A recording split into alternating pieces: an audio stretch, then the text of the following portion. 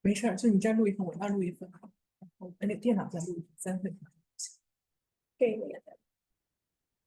这个录的话会不会卡？他用的云端没事，云端没事。云端没事。哦哦哦。下来，按键来先。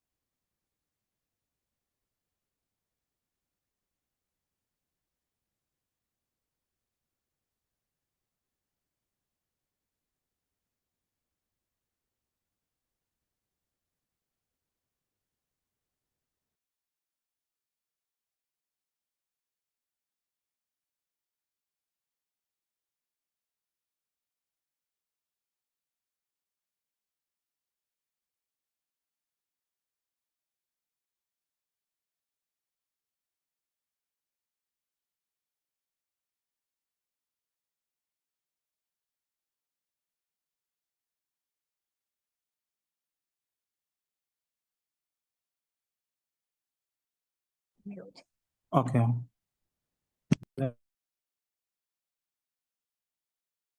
AJ.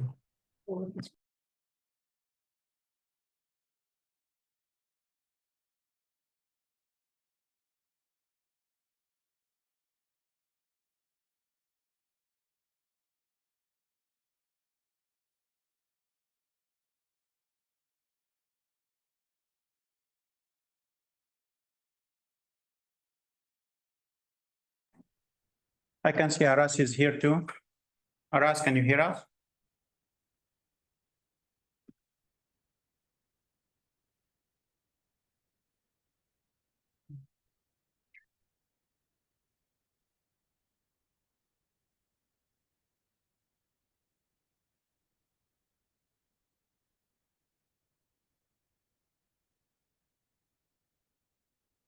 Aras?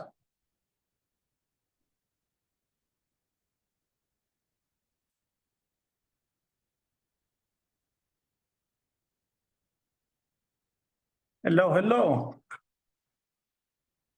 You are muted. We cannot hear you.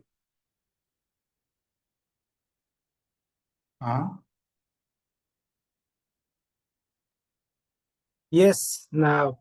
Okay, I was now. not able to turn it on. I can now. Okay. I thought we're gonna talk in sign language because you were doing some signs to me. So how is everyone? Yeah, all good. All good. Perfect, perfect, perfect. So I think we still have 1 minute. Maybe we can wait for a couple of minutes, like for just 1 minute for like other people to join in. Then we can start. All right. So like you mentioned, like Aras earlier in your email, so later on for our roundtable discussion, by the way, like Khalid cannot join us due to some like unfortunate events within his family. So he cannot join us. So it will be the three of us. But like you said earlier, so for our interactions, of course, if we need to follow up on each other's like questions or responses, this or that, it's totally open. So we will be having that. And basically, we will be having, like I explained, we will be having 2 sessions. So the first one is the roundtable discussion, where we will be talking about like the 5 questions we have. And then it will be like an open floor where we will give the audience the chance to express like their thoughts, thinking, concerns, whatever, like to us, and then we try to address that. All right. So I think for the audience, maybe like for better interaction, feel free to open up your cameras. Try to keep your microphone closed, please. So maybe in this way we can see you and you can see us too. Mhm. So I think it's 6. Maybe we can start. We have so many of the audience so far, so I think we can kick it off. So good morning, good afternoon, and good evening, dear colleagues and friends, wherever you are. Welcome to our event for today, which I think, and a lot of people think, it's a very timely event because we will be talking about a very hot topic that has been the concern of a lot of people, which is generative AI and research. So basically, it has been a long debate between a lot of researchers, between a lot of publishers, between a lot of institutes about how we can ensure the integrity of research in the generative AI era. So just like I explained to my colleagues earlier, we will be having 2 sessions. So the first session will be like a roundtable discussion with us, the editors. So I will be having some questions to be addressed to them, and then we will be interacting. And then in the second session, we will give you the floor to ask your questions, either to me or to any of my colleagues. And we can take your comments and we try to address them. Also, if you have any concerns or whatever you want to express, we will give you the chance in the second session of our forum to express those opinion, concerns, or whatever.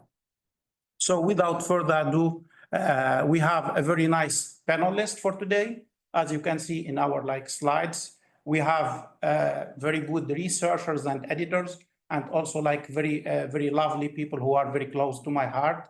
The first person is Dr. Aras Bozkurt.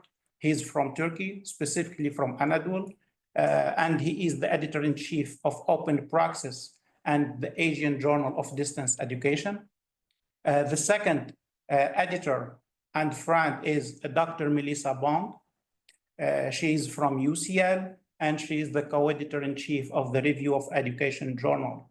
So both of them are amazing colleagues, amazing researchers, and of course, amazing editors. So for this forum, we will try to seek their expertise, their long expertise as researchers and also as editors to discuss these topics related to generative AI and research.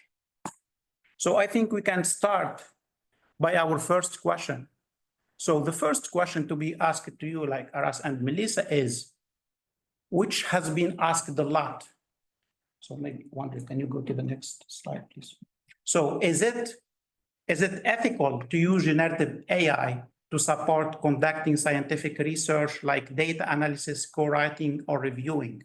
As we know, when generative AI started, a lot of people have rushed to use generative AI as a co-author.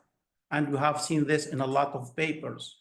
And then we have seen a lot of publishers have banned using generative AI as a co-author. And this took us maybe to 10 years ago, and the issue of the monkey copyright. So for those who does not know about this, the monkey copyright incident is a lot of monkeys have taken some equipment of some wildlife photographers and took selfies with them. And then there is a long debate about whether those selfies could be attributed as a copyright to the monkeys. And it has been a long debate. Is it possible? No. And there has been long courts in the US, also in the UK, about such issues. And then they decided that those images could not be copyrighted to the monkeys because at the end, they're not humans. And this took us back to our topics, because a lot of people have used generative AI as a co-author. But at the end, generative AI is not a human. So can we make generative AI as a co-author, yes or no? It has been a long debate. Then above all this, a lot of people have said, okay, can I use generative AI in my research? And a lot of people have said yes. A lot of people have said no. So that's why we have you now. I know that there are a lot of debate about such topics, but also we want to hear from your perspectives. So I will kick it off with Melissa, then give the floor to Aras, and we can also interact together. So Melissa, the floor is yours.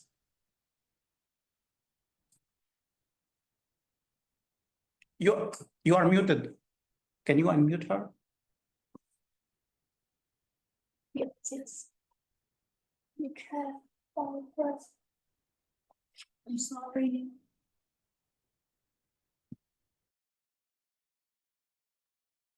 Ah, good. Okay, can you hear me now?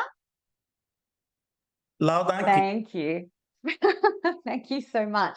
I'm not surprised you're trying to mute me. A lot of people, you know, try their hardest to shut me up, but I'll try not to No, no.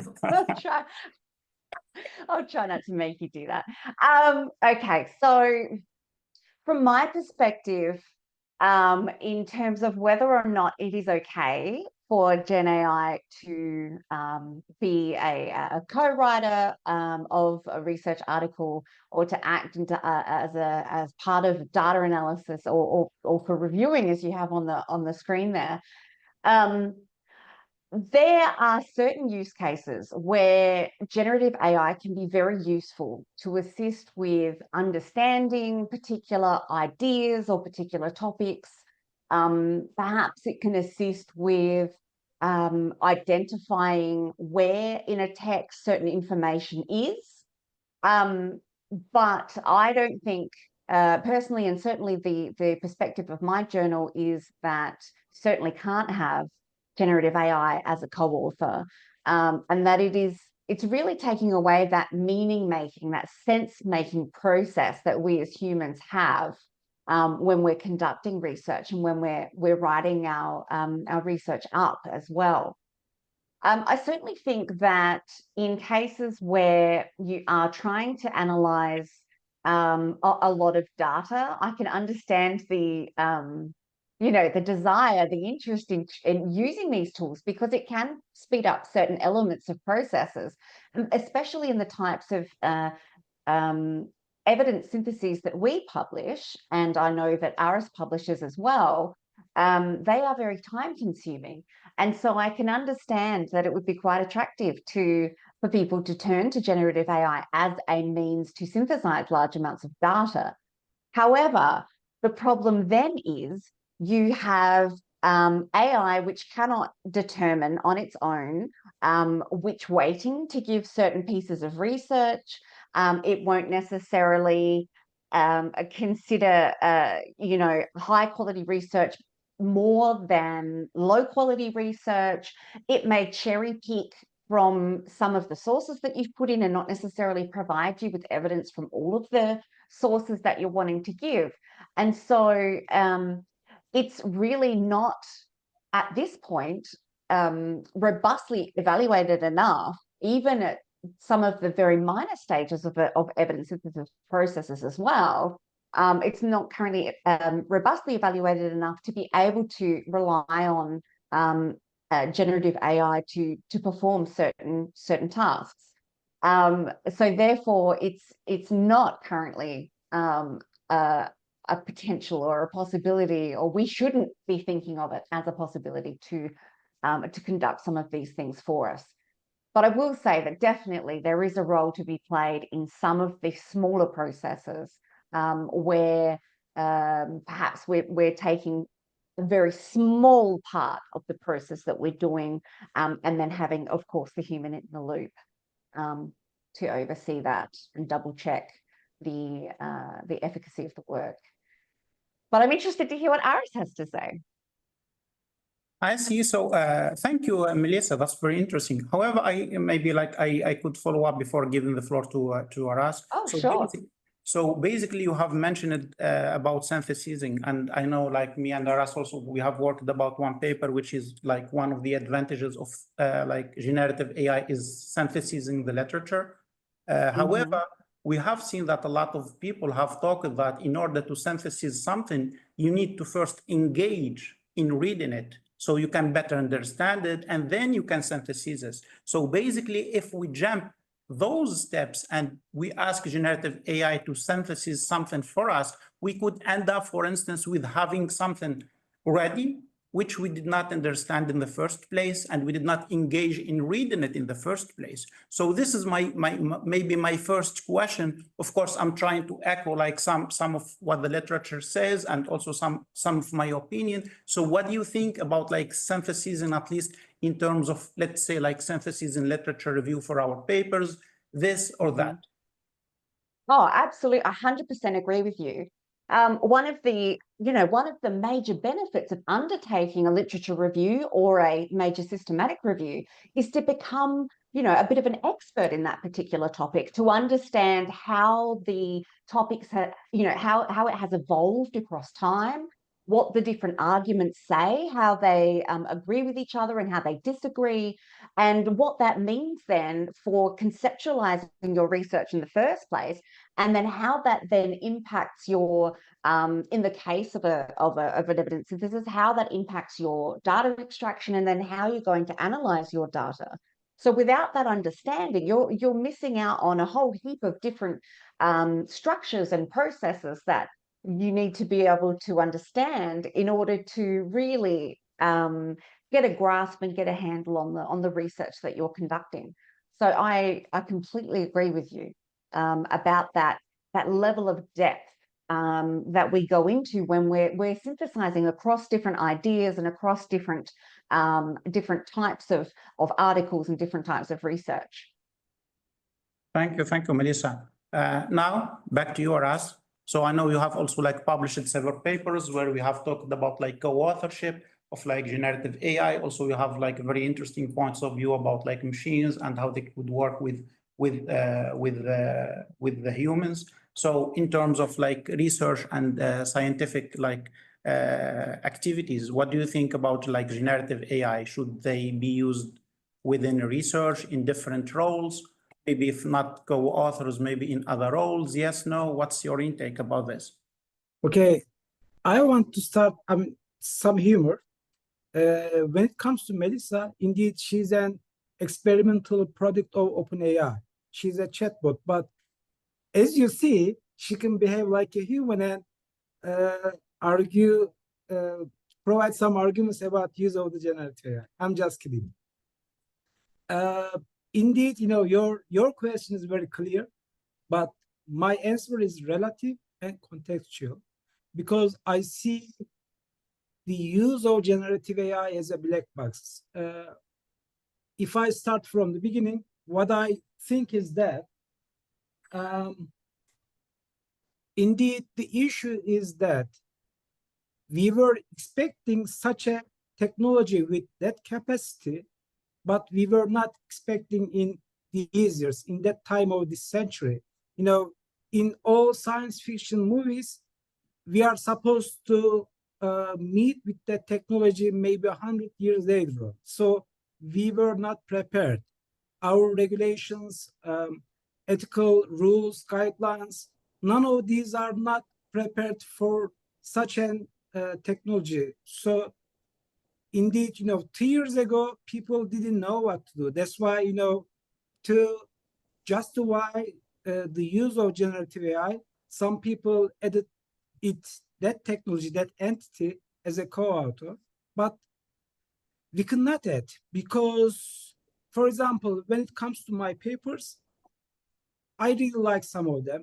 And sometimes, I publish it, but I don't see the arguments really strong, but I can support my view, or I can support my paper. When it comes to generative AI, it cannot. Indeed, if you write a prompt, it can defend, but it is not an actual argument. So we cannot add neither generative AI nor the other advanced technologies as a co-author. Okay, I'm going one by one. The other thing, can we use generative AI? Yes, we can, but not everywhere and not in all the processes. For example, what I do, indeed, you mentioned a few things about that process. When I write a paper, first, I read a lot, and I invest a lot of time. For example, one of the latest paper editorial, it was published in a chaotic time because there were a lot of things on my table, and I had to sort them out in a quick time. But I invested 2 weeks time only for reading around 50 articles about trust, credibility, and explainable AI and trustworthy AI. Then I get some impression. I got some notes. I have to engage in that process. Then, I can reflect my ideas. So some people, what some people do is they are just now skipping that process. I mean, they just use some prompts or some, there are a lot of generative AI tools.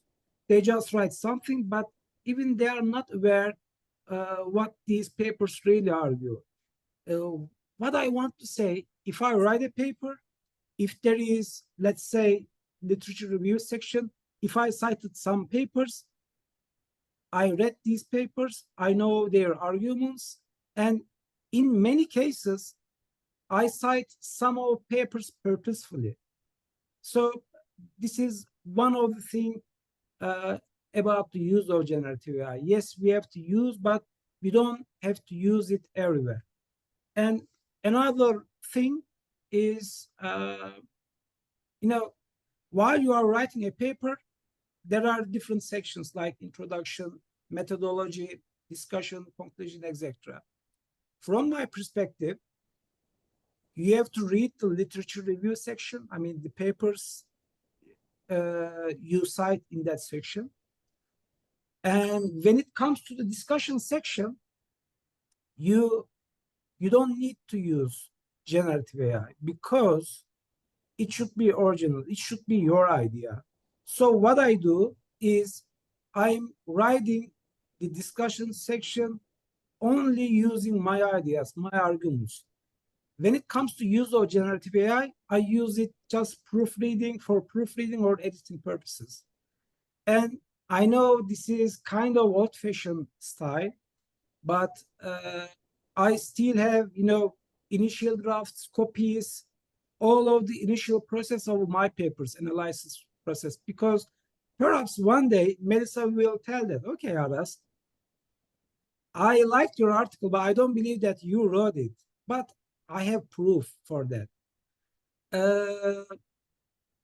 I'm not sure people will ask such a proof, but I still keep it. I mean, all that versions, and you can track how the paper progressed. I'm keeping it because even if I use generative AI only for proofreading or editing purposes, generative AI, it has its own accent. So when you read it, you can sense it. And to prove that I mean these are my ideas, I still keep this kind of versions. Another thing, I mentioned that in one of my earlier paper, organic versus synthetic content. If you write a paper and if it's only your involvement as a human without any AI or generative AI technology, it's purely an organic paper. But if you used generative AI in any processes, even for editing or proofing, it is sometimes semi-synthetic or fully synthetic paper. And as an editor, probably you also realize that. Now I have a sense, I don't use any similarity tool, but I say, okay, this is so mechanical. I mean, this is not organic content. I can tell that. So probably in the future, there will be this kind of distinction, organic versus synthetic content. And sometimes I say that, for instance, we will gather and we will make a call for papers about the use of generative AI, but one of the requirements will be that, okay, you can write about these topics, but the papers should be fully organic. It's possible. Because now we are evolving to this kind of process. And even if we try not to use generative AI, I think one day, at one point in the future, any people, even who strongly resist the use of the generative AI, will use it. So when it comes to your question, we cannot add generative AI as a co-author. Yes, we can use it, but we cannot use it everywhere. Or we have to use in certain sections of a paper. Yeah, that's all for now.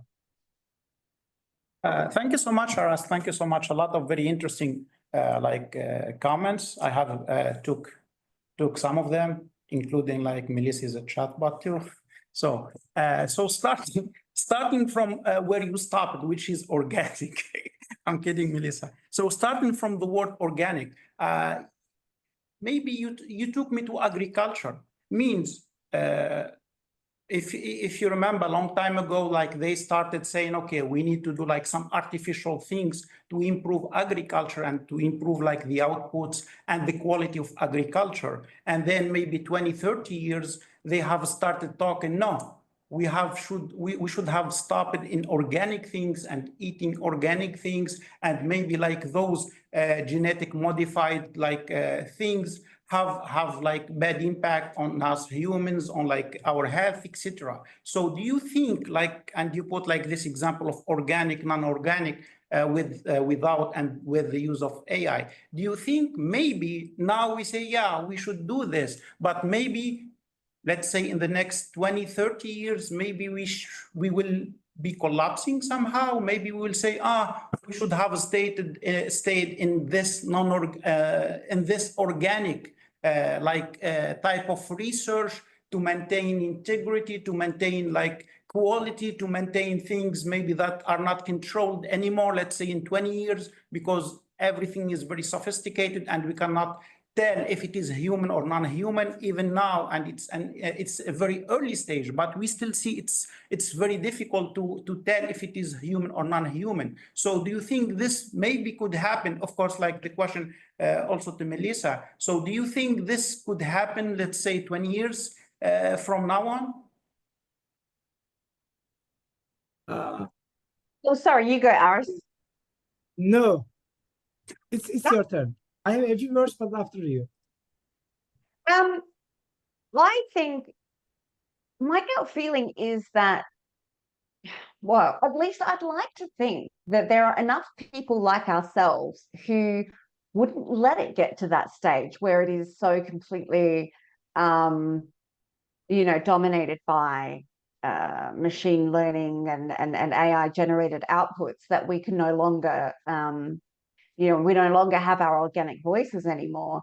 At least that's my utopian view, that at least, we wouldn't let it get to that point where 20 years from now, we look back and we go, what were we thinking? Because I think there are enough of these conversations happening at the minute like this, where we're sort of saying, hang on, this isn't necessarily the right way to go.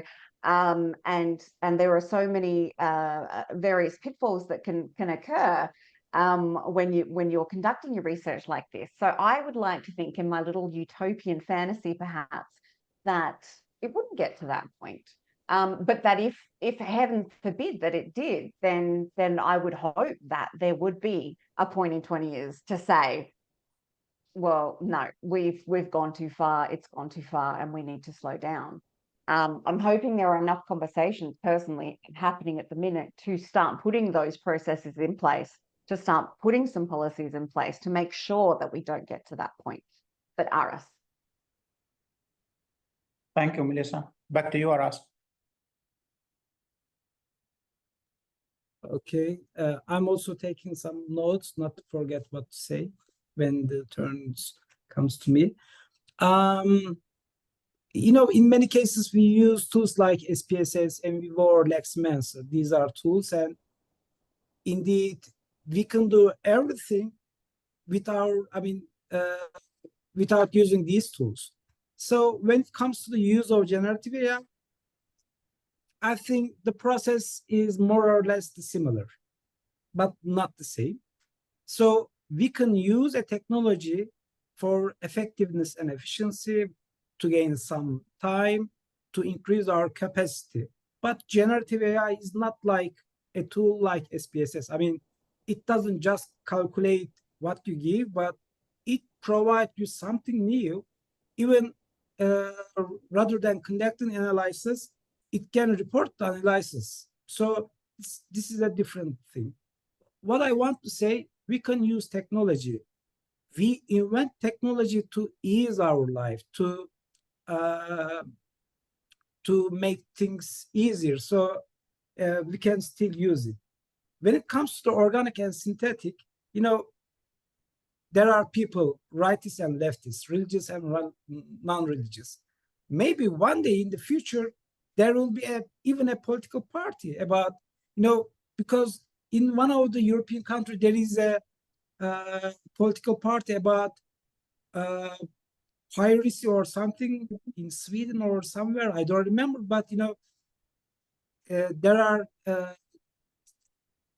a group of people defending their ideas on political grounds. So if you one day, if you see a party about synthetic versus organic, I mean, perspectives, defending these perspectives, don't be surprised. Another thing, I cannot say anything about the future, but I can tell a few words about the present day. We still need organic content, because generative AI, I mean, these models should be trained, and basically they learn from us, they imitate our patterns, perspectives, etc. But to imitate us, they need to learn from us, and they need organic content. And if you see the pioneering AI companies now, they consumed all the organic content, and now people are talking about a term, model collapse. I mean, now they train the models using synthetic content. So I think at this point we have to stop, because even our ideas are not truly right or defending the universal ideas. It can be corrected by someone because we have reason. If I say, come on, people, kill yourself now, people will say, okay, he's a crazy man just speaking. But a generative AI model can consider this as a justified idea and somehow integrate into model, and somewhere in the use of generative AI, it can suggest that. So model collapse is perhaps another term we have to focus on. And I still, even if I really like technology, I mean, I'm a technology man, but we still need organic content if we really want to advance generative AI, because otherwise they will learn from each other, and at this point you cannot control. I mean, you cannot read their ideas or all the content line by line. So we are going into a future that I cannot predict, but from this point of time, we urgently need a lot of organic content. Thank you. That's quite interesting. Yeah, that's quite interesting. Before moving to the next question, I still have like one intake from you, which is, you have talked about like a lot of people have been accusing each others about like using generative AI for this or that, and you have mentioned something quite funny, but it's true, about keeping proof of your article and how it's being developed. So do you think as editors, the question again, like for you both, like Aras and Melissa, so do you think as editors, you will reach one point when you will say, okay, to the authors, you will email them, could you please send me how your paper was developed, like kind of the history, to ensure that the paper was not written by a chatbot? Or do you think that publisher, I don't want to talk about publisher because it's maybe like our third question, but do you think that it will be something by default, like when you upload your paper to the system, you will have like maybe like one rubric which asks you to upload the history of your paper and how it has been developed or shaped like over time, to make sure that the paper was not written by generative AI. Of course, when we say was not written, like fully written by generative AI, to see like how the human touch was there. So what's your intake about this? My turn. Yeah, please. You know, already some of the journals and editors require data sets in some cases. I mean, they don't ask the data sets from each article, but if they suspect from the article, or if there is some counter arguments from the reviewers to verify the process, you can ask that. So that's normal. Probably I will not ask to share the original history, revision version of an article, but you know, this is my perspective, because I want to prove that these ideas are still mine and organic. I keep, you know, this kind of versions, but it is already happening. But it's not for you or us, like for the authors. Let's say like you are the editor and you receive some submissions and you are suspicious that some of the papers are written by generative AI. Do you think as an editor like you and Melissa, you could say, okay, when you say give me proof, the only proof that you could have is to show me how the paper is being developed, or like some sort of communications? But if you say show me communication with other co-authors, here we will fall into the privacy issue. So it's like a trap. You don't know how to go or where to go, but you still need to prove something. So what do you think? But isn't it about justification? For example, most of the things we write in the methodology section is for validity and reliability. In many cases, you can check by reading the figures or numbers or process. To me, I think asking this kind of proofs will be normal one day in the future, or we will totally ignore that. But you know, I think this is possible. I mean, this can be demanded from the authors, and if they didn't write the paper with single prompt, probably they have something to prove. So this can be possible. Thank you. I'll jump in. I'll jump in then. Yes, I agree. I agree that it is possible to be able to show, you know, the working that you've been doing, or to show some of the previous versions of particular papers. And I do also think that it is it's justified for an editor to ask if there is serious concerns about you know, that these ideas aren't necessarily the author's own, to ask for those drafts. And when it comes to things like evidence synthesis, so systematic reviews or things like that, we're already you know, implementing quality measures to be able to ensure that the method section is as rigorous as possible. We're asking for, you know, the data extraction coding tool. We're asking for as much clarity and transparency as possible, so that we're able to make sure that you are the people that have done this particular work. And I sort of see it as a bit of an extension of that. I will just mention that I had one case recently where we had an article submitted, and they had apparently cited something I had written, cited my own work, but I knew for a fact that I certainly hadn't said what they were, claiming. And so in that case, obviously we were able to say, well, hang on, I don't think this is correct. And lo and behold, you go to the bibliography section and find, apparently I've written something I definitely haven't written.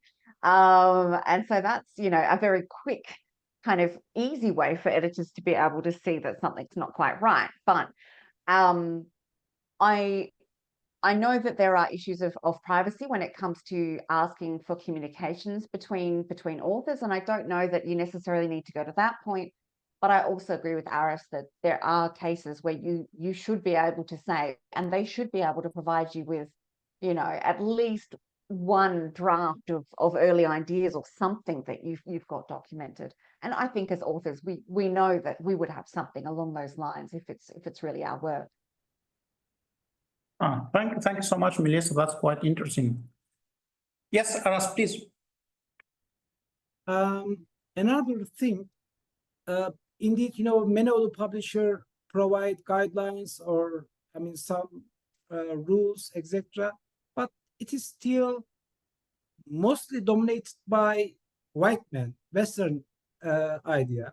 As a man whose first language is Turkish, and I'm not fluent in Turkish and even in English while I'm speaking. When it comes to writing, I really invest a lot of time. But suppose that I write an article in Turkish,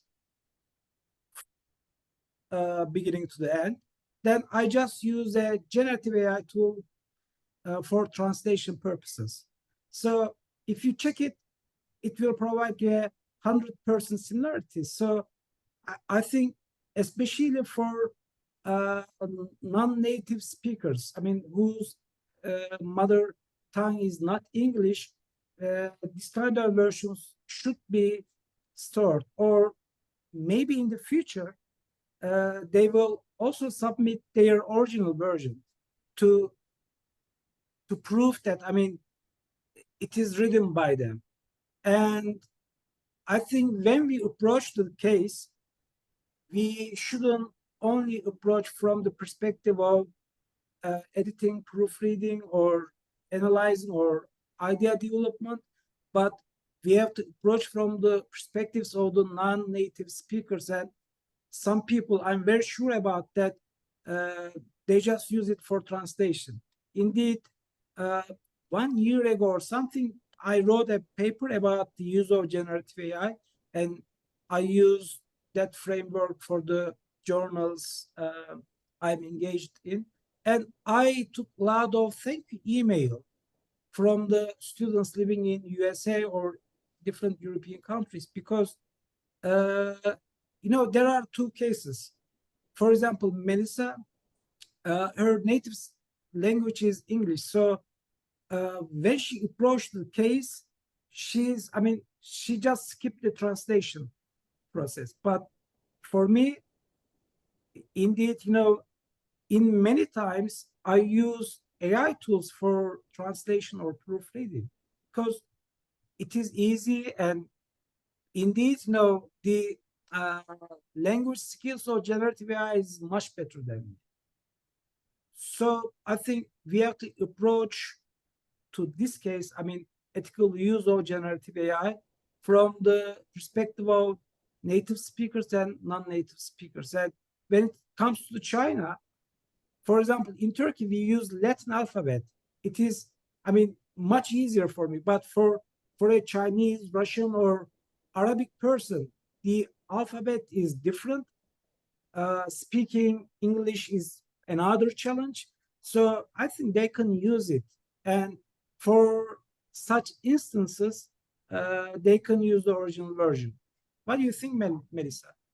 Well, I think that translation is a completely different thing from using generative AI to conduct or to generate the content of the research. And I do think translation tools are perfectly acceptable as long as you've written that organic content in the first place, and all you've done is asked it to translate into another language. Then I think that's absolutely fine. obviously, ideally, it would be great if you could, you know, go through what it's produced and make sure that it does sound at least like you, as much as you can check it afterwards. But absolutely, I agree that in the case where it can be used as a tool to assist, as you know, from at that level, that it's okay. You know, you're not asking it to generate new content. All you're doing is translating from one language to the other, and I think that's all right. It gets a trickier situation when you're saying, you know, here are 5 PDFs. Can you please synthesize this and produce me a summary? And, you know, and then you copy and paste that into your article. I think that's a completely different thing again. But a great tool to assist second language speakers. Yeah, actually, just like to follow up with what Melissa said. So even like for translation, sometimes it gets a little bit trickier, and maybe generative AI start adding some content. So my question, and this happened like in several papers and in several things, like you want to translate something and you find out that generative AI is trying to improvise and do some show and add some of the contents from its mind. This what makes us ask, why don't we use, for instance, like some software which are like specific and mainly made for like translation instead of using generative AI for translation, because generative AI at the end, like its main purpose was not like translation in the first place. So if I want to like to translate something, maybe I should go like to some translation tools where I will feel more safe, more secure about the content to be had, instead of maybe fully relying on generative AI. And maybe I would find myself in some of the problems, because it happened like some of the authors like submitted something and it was like out of the context, and then they blame it on a generative AI because during translation, the software added a couple of things that they did not check afterwards. So this is the problem. So it's like generative AI is doing its own show, like adding wherever, even though you simply asked it to simply stick to translating, and it happened in many cases. So this is also like another problem, especially with authors, like you said, like non-native speakers. So what do you think? Well, there are reliable tools that can be used already, and I think that that is a really good point. You know, why aren't people using things like Google Translate or DeepL or DeepL, however you want to say it, which is another program.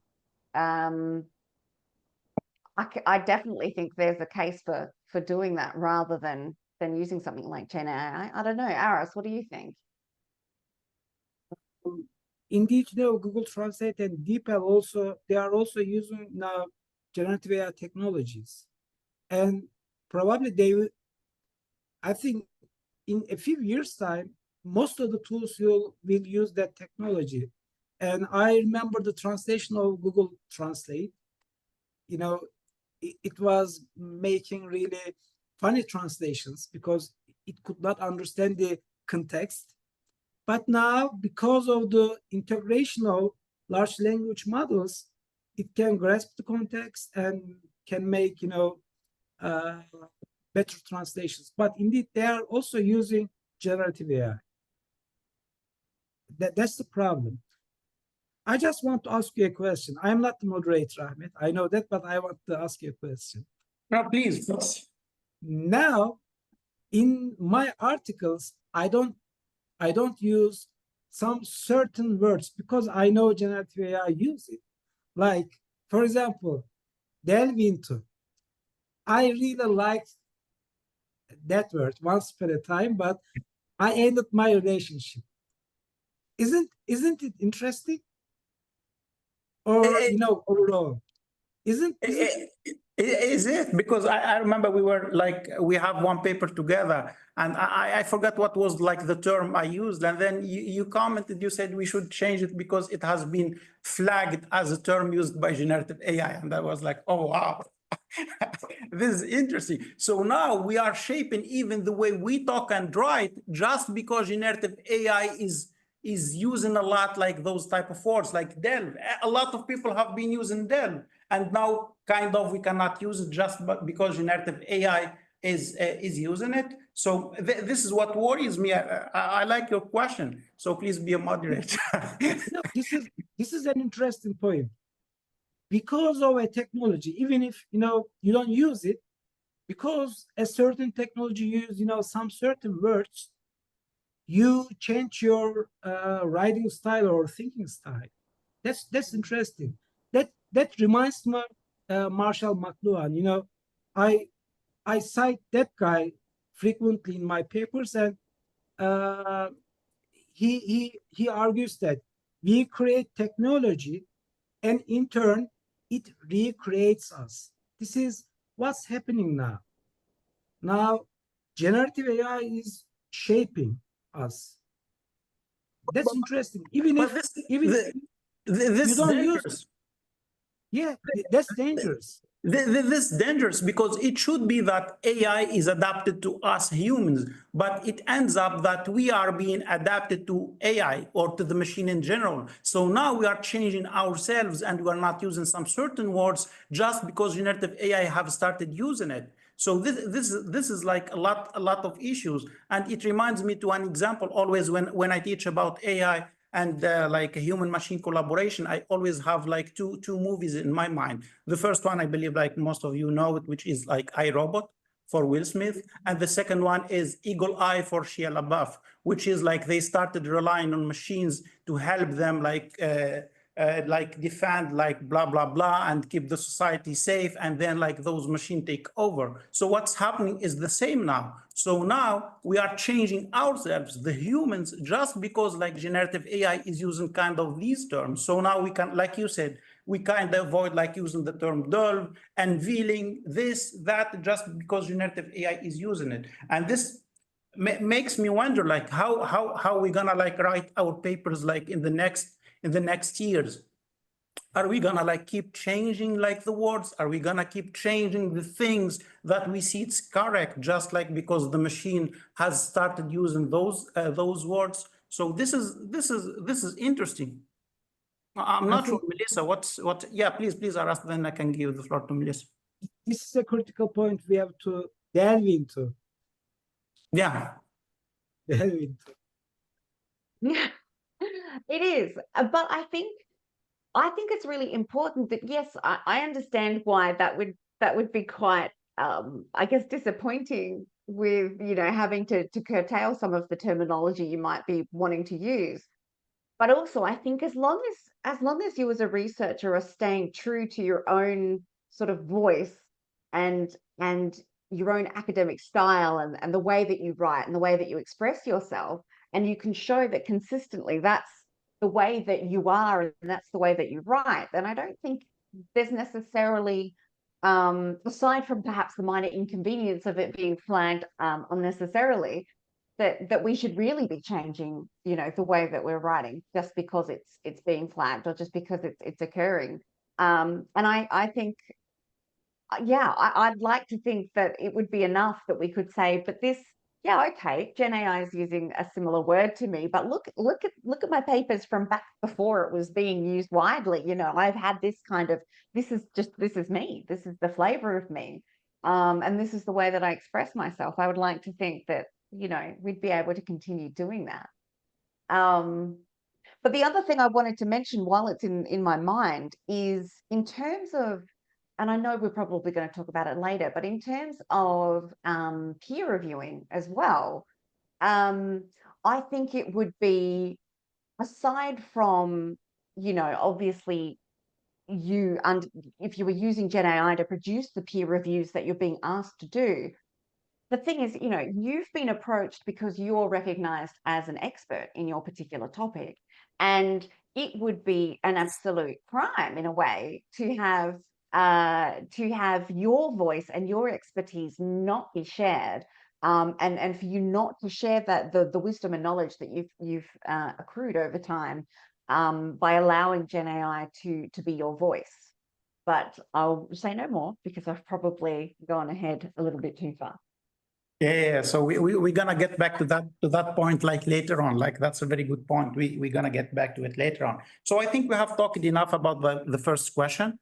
Maybe now we can go to our second question, which we kind of also like talked about some parts of it, like within the first question, which is as a researcher and of course as an editor, how do you suggest using generative AI in scientific research while maintaining scientific integrity? This is the most important thing. How we can, because I think we all agree that in the first question that we should use generative AI in a way, in a certain way, because we cannot exclude technology.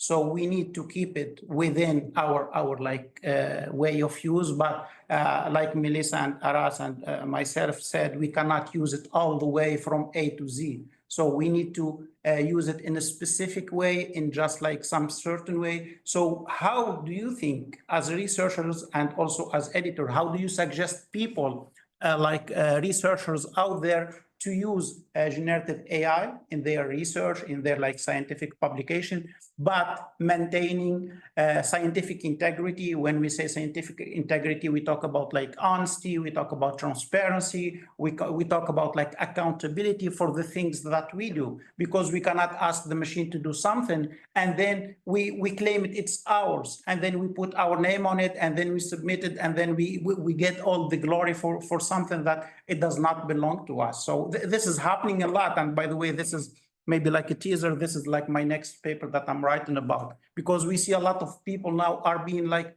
faking their H index just for the sake of the glory. So it happens a lot, and a lot of people have been banned or like flagged. So this is, we talk about AI hallucinations, but there is like a lot of human hallucinations impacting AI. So that's why I'm very interested from your perspective. Of course, I will do like some follow-ups later on, but what's your intake about this? How to maintain scientific integrity while still using like any generative AI tools and technology? Melissa, maybe you go first, and then we give the floor to Aras to take a breath. Okay, sounds good. So I think when I think of ethical use cases, I would think of for example, using Gen AI to suggest alternate words or synonyms for a particular word that you want to use, but you want to, you're not quite, it's not quite the right word, like that singular word, that is absolutely fine. Or perhaps even asking it to provide suggestions on rephrasing one particular sentence might be okay as well, because you're not asking, it's not creating necessarily the whole thought process of your entire research project, but it's, perhaps suggesting different ways that you could craft your idea and explain your ideas, but limiting it to that very, very small, and not super regular use case, I think is absolutely fine. I think also tasks, and we've sort of touched on it already, tasks that where it helps you to identify perhaps, I know that recently I used AI to help me. I had specific topics that I had identified in a synthesis that I'd done, and I was looking for quotes from some of the texts that I would be able to use to support my argument. So I had already highlighted and extracted the quotes directly from the PDFs, and then I produced a report of the work that I had done and asked it to, within this spreadsheet, asked it to identify in there some examples of I don't know, let's say I was looking for examples of student engagement or some type of outcome or some particular topic I was asking it to do. And I had been the person who had done the extracting, and I had been the person who had identified these key topics. But all I was asking it to do, like using sort of the find, the Control F on your keyboard, asking it to search a spreadsheet for specific words. And then I was choosing which of the ones it had found to support my argument. In that case, I'm only using it as a tool. I've come up with the main argument. I've done the work in the first place to identify where in the text this information was coming from. And then I was using my own judgment and my own sense-making processes to choose whether or not to use their suggestions. And where I found an appropriate one, then yes, I was putting that in and using those. I think those specific, very specific use cases, occasional use cases where it's assisting in that way, I think it is okay. Aras, what ideas have you got? Yeah, what I think is that it is now really a challenge to maintain the scientific integrity when I compare to or go back to a few years ago, because it's really, I mean, the distinction between organic versus synthetic content is blurry. What I do, indeed, Ahmed, if you don't mind, can I share a link in the chat box? Yes, yes, please. When the first generative AI appeared, with my editorial role, I envisioned this kind of topics. And I wrote to the APA. You know, in social sciences, we usually use APA. And I asked them, what's your policy about using generative AI? And they didn't have any policy. And as a response to my request, they wrote a blog. The first blog of APA, I mean, it was a blog I triggered, indeed. This is the story. And now they provided a few things. At the beginning, you know, it made me sense because they were suggesting reporting the use of generative AI and be transparent, but it was still not enough. That's why, you know, because I am not satisfied with their response, I wrote a paper about the use of generative AI. And perhaps, you know, this was really 1 year ago, and this technology is really moving really fast. So perhaps I need to update it in a very short time. But what I see, being transparent is the keyword. So in my paper, I report if I use generative AI, I report which generative AI, which model, which tool, I report everything. And if I use it for proofreading, I wrote there, I use generative AI for proofreading or idea development or shortening sections, etc. And this is what I do. And another thing, I mean, being transparent is also not enough. I mean, you can say that I use generative AI, okay? So who takes the responsibility? I also explain clearly that I take the whole responsibility. I check all the content. And when I publish a paper, the sole responsibility belongs to me. This is what I do. I think to maintain scientific integrity, transparency in terms of the use of generative AI, it's really important. I mean, important than ever. This is what I think. Thank you, Aras. Thank you. That's quite interesting. Same for you, Melissa. So I will go back to Melissa first and then give you the floor, Aras, again. So, Melissa, you have talked about like different ways, and mostly you emphasized about like the collaborative intelligence, I would say, which is like the combination of a human intelligence yourself and artificial intelligence, which is generative AI to do some tasks. But they were mainly, let's say, about more like editing this or that. And I know you write a lot of systematic reviews, same for me. And I know that this process takes a lot of time, like from the searching, like from like assessing quality, like the coding and everything. And my question is, would it be helpful if maybe we use generative AI in this process in a way, for instance, like me and generative AI, instead of me and another coder, let's say 2 human coders are working on coding, let's say 90 papers, me and generative AI could work together, which is again collaborative intelligence to code like papers, and of course double check like the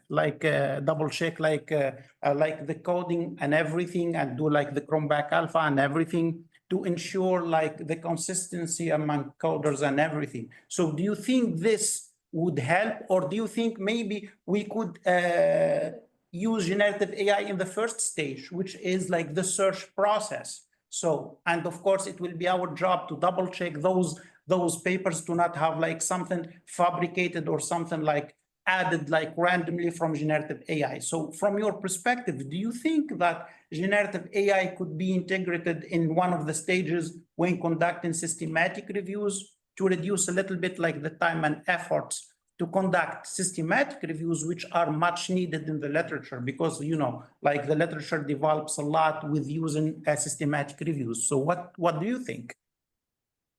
That is a brilliant question. Thank you. And actually something I'm working on at the moment with my own research. Absolutely, it is possible. There are already ways that AI helps with conducting evidence syntheses of any kind. For example, things like machine learning with priority screening, with clustering. You know, there are certain functions where it already works. However, at the moment, whilst you know, this would be incredible and a big time saver, we know, having conducted a large mapping review of all of the evaluations that have been conducted on how AI has been used to support this work, that there currently aren't enough robustly conducted evaluations and experiments on the use of Gen AI to act as a second screener, for example, in the screening on title and abstract stage, to be able to safely say, yes, this is a safe and robust way of being able to conduct evidence synthesis.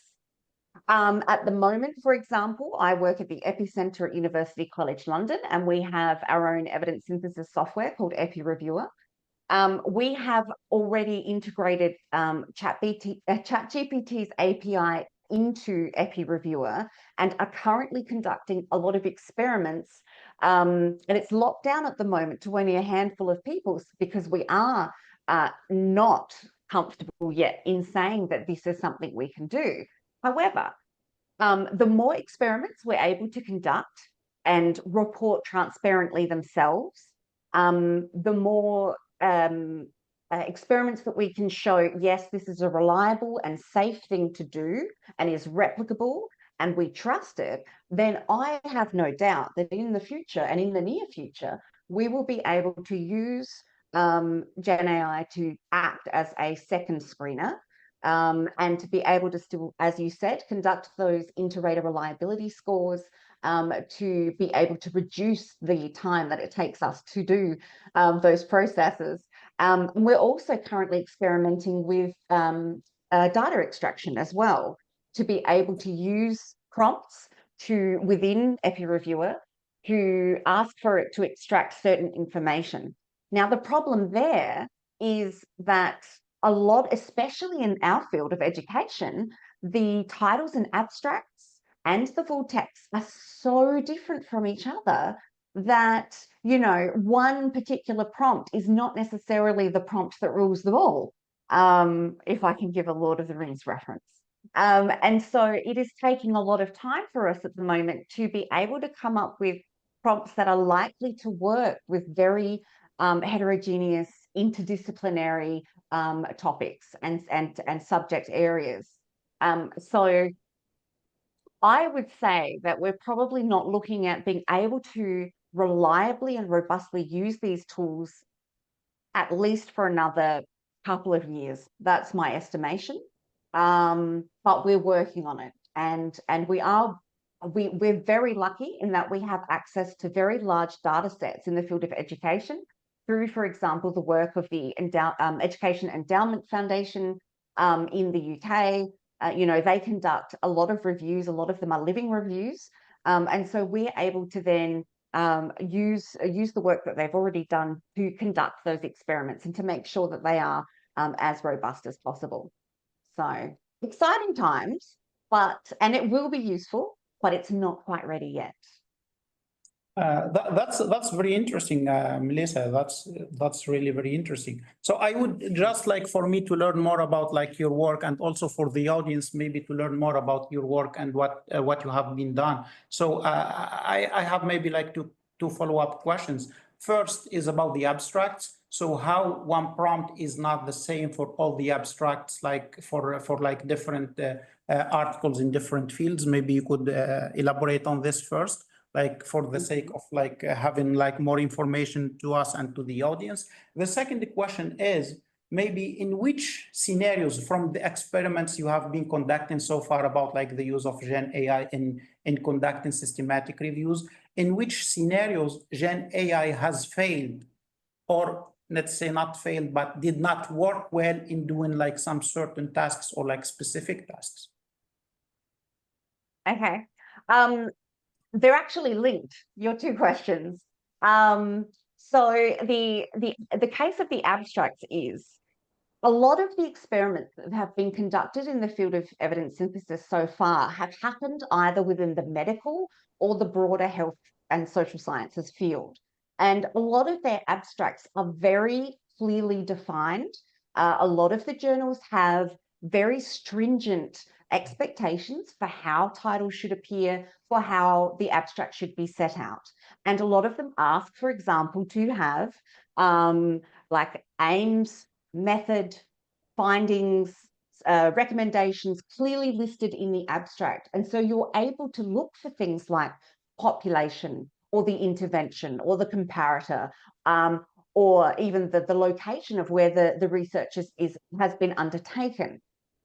We don't have those recommendations for the most part. We don't have those expectations within education, which means that the way that my journal would expect your abstract to be written might be completely different from how Aras, one or many of the many journals that Aras is involved in might expect the abstract to be written. Which means that when we're writing prompts and we're looking for certain words or certain phrases, that's one of the issues that we've come across, is that it's not necessarily present in the title and abstract, and therefore the language model can't find it and it is not able to infer. It needs to be written, the prompt itself also needs to be written in a positive way rather than a negative way in order for it to work to its best capability. The other issue is that often, that especially in the field of educational technology, we often don't mention in our abstracts specific study design information, especially when it comes to countries and contexts, or the ages, or the study group under scrutiny within our research, which is another reason that the abstracts are very difficult to pass through Gen AI.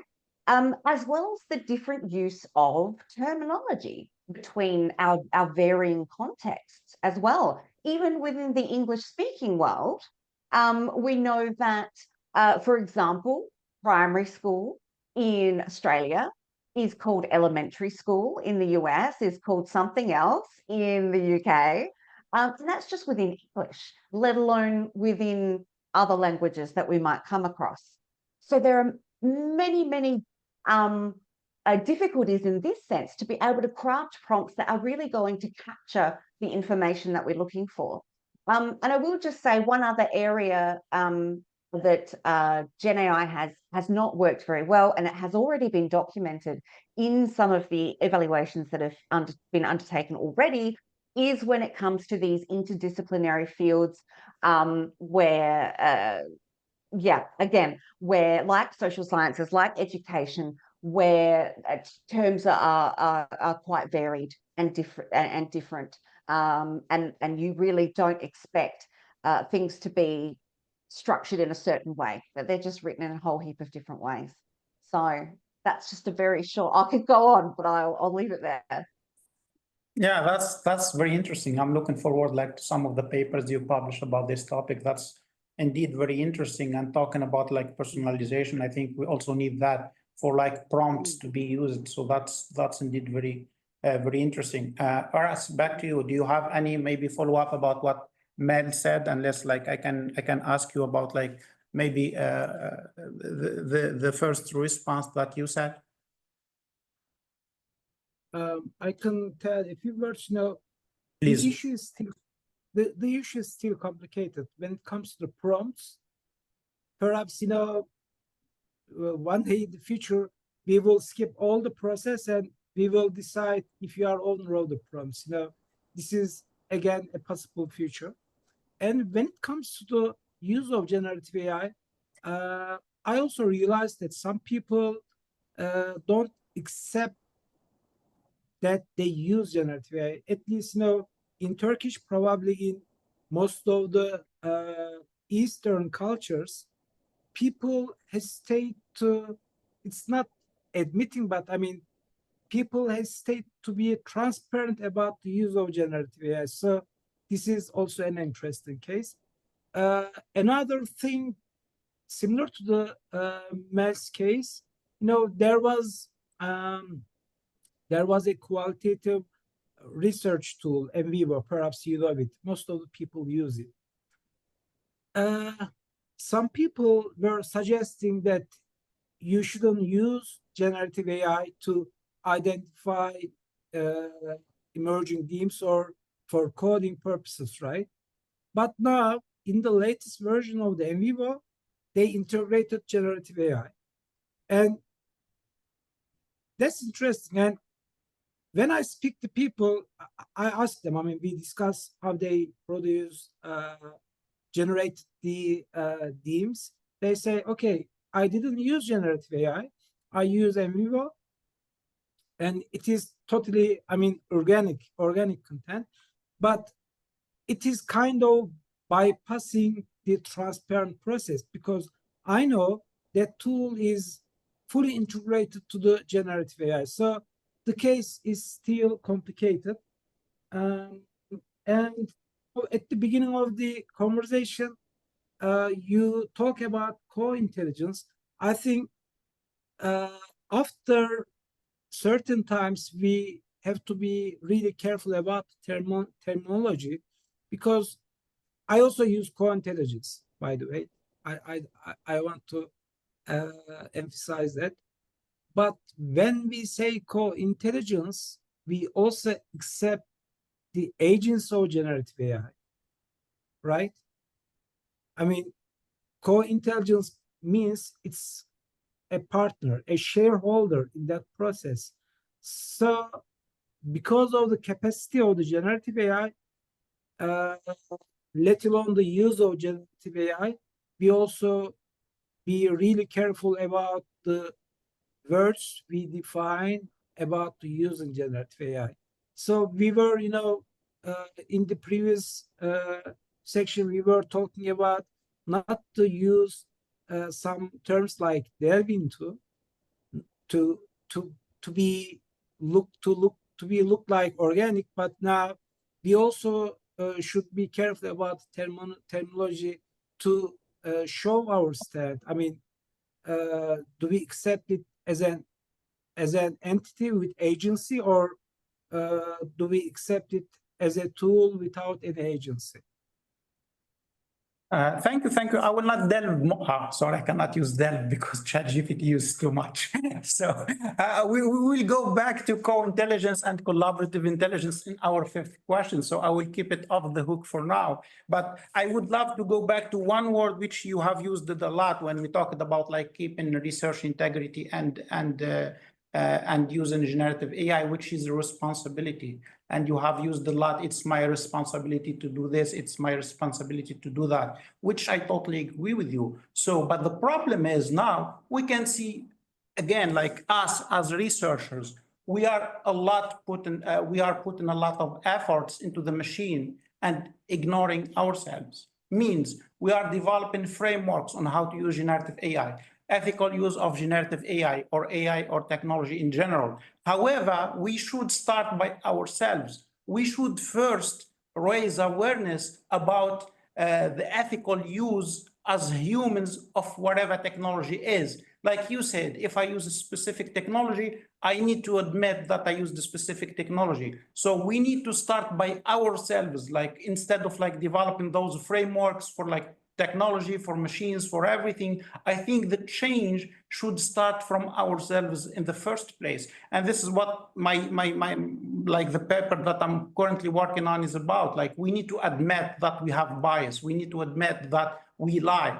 We humans lie. It's our nature. We cannot hide that. So that's why we need to start working about correcting ourselves first, in order to ensure that we are having like an ethical use of whatever technology is. So that's why instead of trying to change the technology, we should like put a lot of effort to change ourselves and raise responsibility. Like you said, if you have used generative AI, it's not crime, but you can, like, for the sake of honesty, for the sake of research integrity, you need to report this, this, and this. For if you have used the generative AI in this specific way, maybe it's not the correct way. So maybe this is where we should start to explain to readers, to explain to writers, to explain to researchers, to explain like to our students too. Because again, this is our job. Like when we give a homework, for instance, to our students to write an essay about whatever, like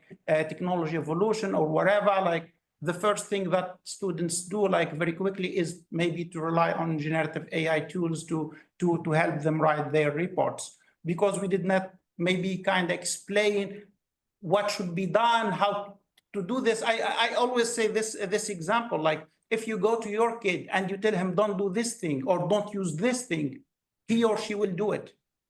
This is kids. If you tell him, okay, you cannot use this, he will or she will use it. So same for students. If without an explanation, okay, this thing is banned, then they will go and use it just out of curiosity. They need to know what's happening there. And then it takes a very bad turn. So this is always my thinking. We need to start by ourselves. We need to start explaining to things. Banning is not a solution. We wrote a paper about it. You ban a lot of things. There is VPN, there is this, there is that. So there is always way to access whatever is banned.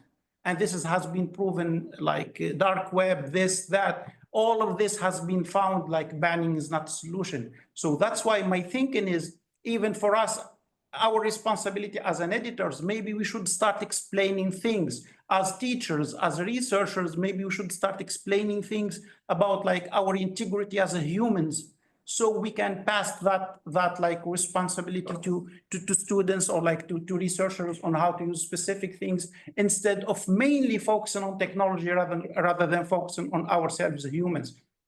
So again, like this, it triggered me the word responsibility, because maybe for you, Aras, like you are very responsible. Maybe for a lot of people are very responsible in using certain things, but not everyone is responsible. Again, this is like a fact. So that's why maybe instead of changing the technology, maybe we should change ourselves, or like promote how to change ourselves instead of changing the technology. So this is like, maybe if you have any comment, Aras or Melissa, like about this thing, because like it was a very, very interesting point that Aras kept using the term responsibility, which I like, in fact, but how to promote this responsibility thing. Yes, Aras, please. When it comes to the ethics, you know, it's a magical word. If you say this is not ethical, people not question many things. But no, thus far we defined this term based on, I mean, by centering the humans. I mean, being ethical or non-ethical is about how you position the humans, right? But you know, one day there was a new kid on the block, but it was not a human. It was generative AI. So I think we should first redefine our perception and definition of ethics, because it's not now only human behaviors, but now I think generative AI, it has some agency because it influences us, as we already discussed. Another thing, you know, when it comes to your comments, in our paper, you know, people were manifesto paper, people were using AI literacy or competency. I prefer using literacy. And when it comes to literacy, we should teach people know what. I mean, what is AI? What are the processes, etc.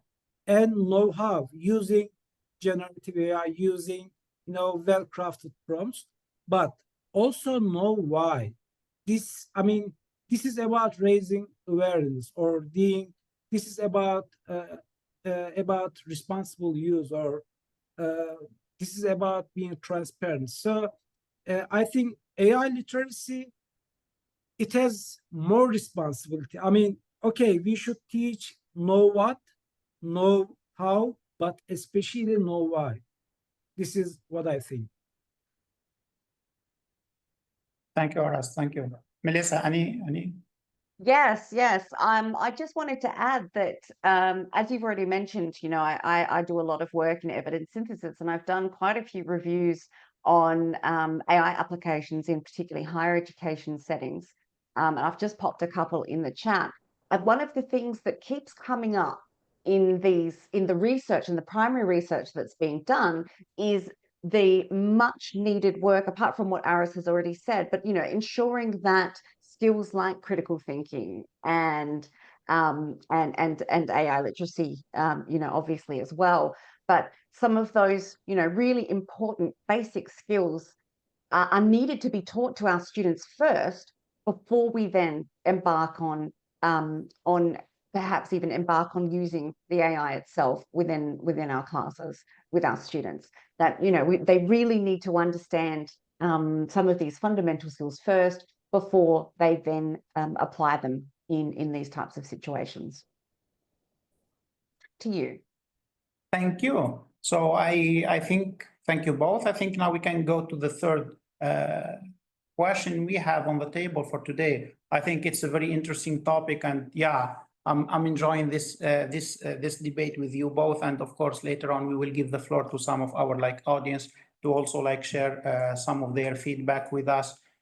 So our third question is about as editor, which strategy do you use to verify and double check that the papers submitted to your journal are not fully written by generative AI tools? So before, we were suffering from what we call plagiarism and copy paste, and we have been fighting to stop plagiarism and copy paste, and of course it's not solved till now. So I'm not sure for how long we have been fighting this 15-20 years about plagiarism, and of course people still find their ways to cheat.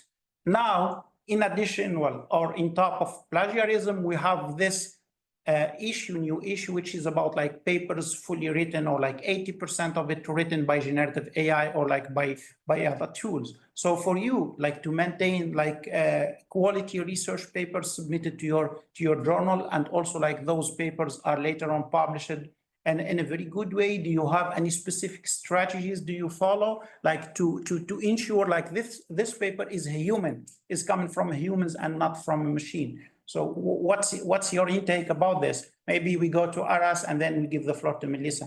Aras, the floor is yours, because you are handling two journals. So I believe you have faced more scenarios than us. So I would like to see. Okay, ladies first. Now this is Melissa's turn.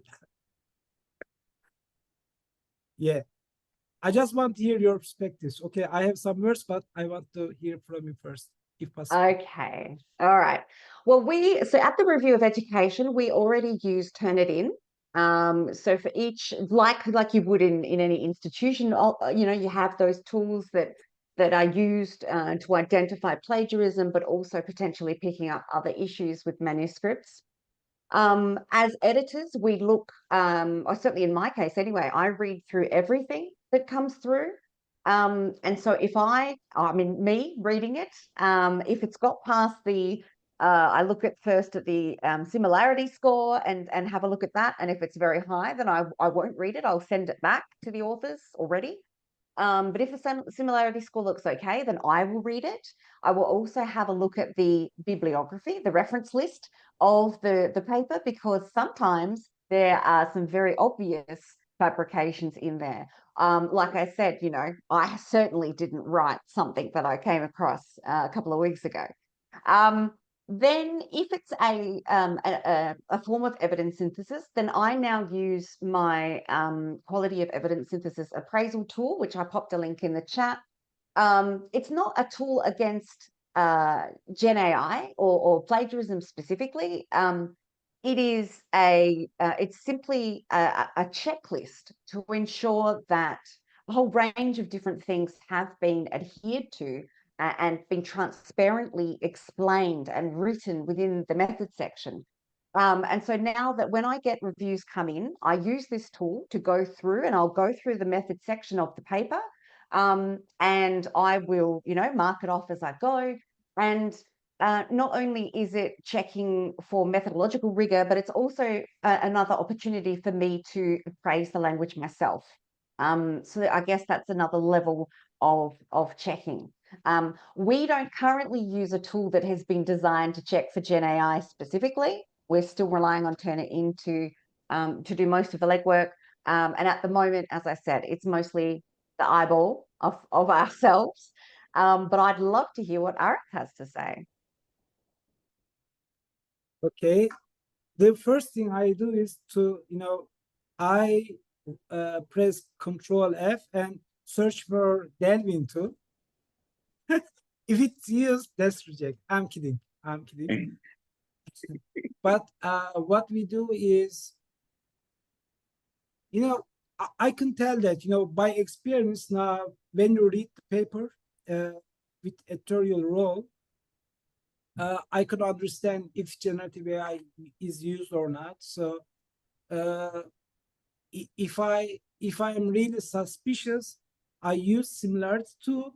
I also request a report from the author to double check our results, because there are always ways to reverse engineer the process. So I'm just checking if we are on the same track. Another thing, we require title page, and at the beginning, we require them to be transparent about the use of generative AI. And if they didn't report anything, and if they insist that they didn't use generative AI, but it's obvious that they used, I don't take any risk and I decline the papers, because as I told you, this is about responsibility. I don't blame people. I just want them to be honest and transparent. And if they are not honest, this is also in our social life. We keep communication. This is what we do on our side. And another, I think, Melissa, you were talking about this kind of example, but I received a book chapter recently. I double-checked. I've seen that I was cited 2 times in the book chapter, and I was happy. Everybody would be happy if they are cited in a paper. Then I just checked the references. I realized that there are some papers I didn't write, but they were there. So I understand this is a fabricated. And I think one of the best strategy is not using similarity tools or AI similarity tools, because they also warn you, their results are not reliable. But checking the references is a good strategy, because you can now understand these sources are real there, and we assume that they are read and somehow integrated into the paper. But checking the references is one of the robust way to check if the paper is fabricated or really written. Yeah, maybe I will go with what you said, Aras, about using checking tools, because we had also an issue with this. It's about sometimes they are not very reliable, and it flags the paper has a very high risk, but then it turns out it's not. So this is even with paid software, which are professional software. It's not always the case, at least for me. Well, to make sure something maybe is accurate, of course it's not 100%, but at least to make it more sure about this, I run things through different softwares. and then I will do like a cross-checking among them. It's like a triangulation method I'm trying to use just to have kind of a picture. Of course, it's not a final picture, but just like to make sure that things more or less like are in line with what, let's say, the first software said or like the second software said. So for me, at least, maybe one of the strategy to be used is to run like the paper through several softwares and see like similarities about like these softwares. And of course, if 99% of the softwares flagged it, it's like a threat, then you cannot take the risk. But if it is one software among 4, then maybe you can double check it yourself and see how it goes. The second thing, which like both of you, like Melissa and Aras said, like it's very important to double check references to see what fabricated references you might find. Also, like in the ways of writing things. So sometimes it's like one idea, and out of the blue, it's like the program have stopped and start compiling something else. Of course, we human are not perfect, and we have our own flaws. But sometimes you can see when you read something, you can see, okay, it's like the software is out of fuel. It's like stopped here and randomly it started like it's lagged and glitched and then started randomly to write about something else. So this is maybe like some of the things that I'm using like within the journal, but I like to emphasize what Aras said about like these tools, and especially with what companies are doing now and how they are trying to promote their software as it's like the best software, this and that. It's always very, very, very dangerous, even with a lot of generative AI tools now, and how they are trying to penetrate within like the education field and trying to say, okay, we have like the best scenarios, or how like our Gen AI could be used with different educational scenarios, this and that. Of course, like for companies, it's always about like money and how to gain more. And this is like maybe one of the fights that we are having about like open education and open science. Me and Aras work a lot about like this topic and how we should, one of our last papers we did is taming the monster, we call it. So how to tame like generative AI, and the monster is generative AI. So how we tame it, and we talked about the use of open education and open educational practices to make things more reliable, to make things more stable when we use like Gen AI. So, okay, this is from maybe the author's perspective. Yes, please, Aras.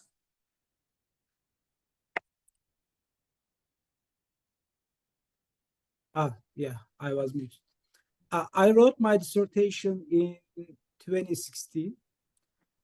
If I use a generative AI similarity tool, there is a possibility that I use generative AI, but that technology was not exist that time.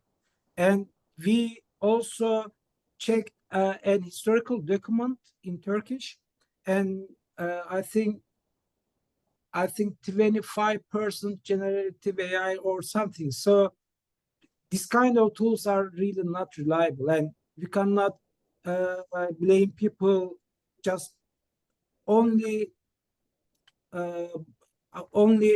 to looking at the percentage they provide. So it's a dangerous thing, because in many cases you can blame people in vain. So these tools are not reliable. I think we need to develop different mechanisms about the use of generative AI, and it should be going beyond the checking similarity results.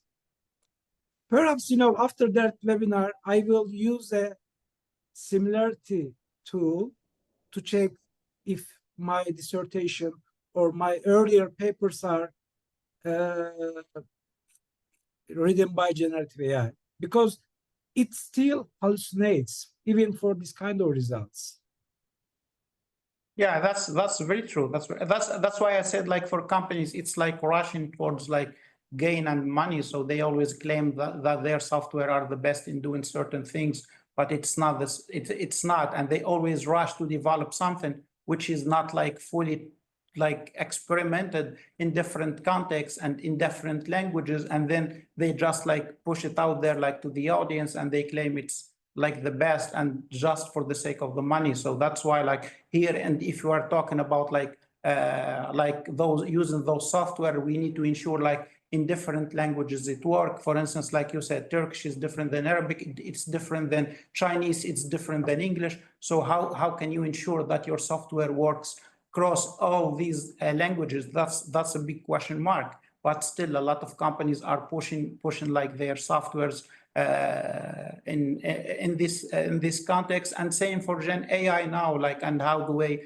they are trying to penetrate like the education system. So that's another big question that we need also to keep an eye open on it, about like companies and how they are trying to push things like toward consumers, which is us, researchers, educators, students, etc. Now I will keep the same question, because it come to my mind, like now we have been talking about like how you as editors double check researchers' paper, but I want to take it from the other perspective. How can you double check that the review you receive are not coming from generative AI?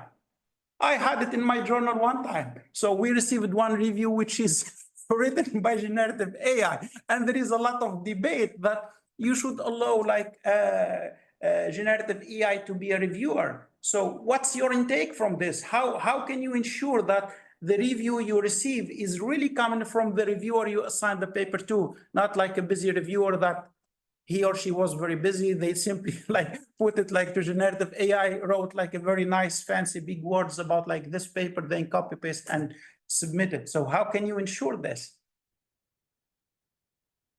Well, I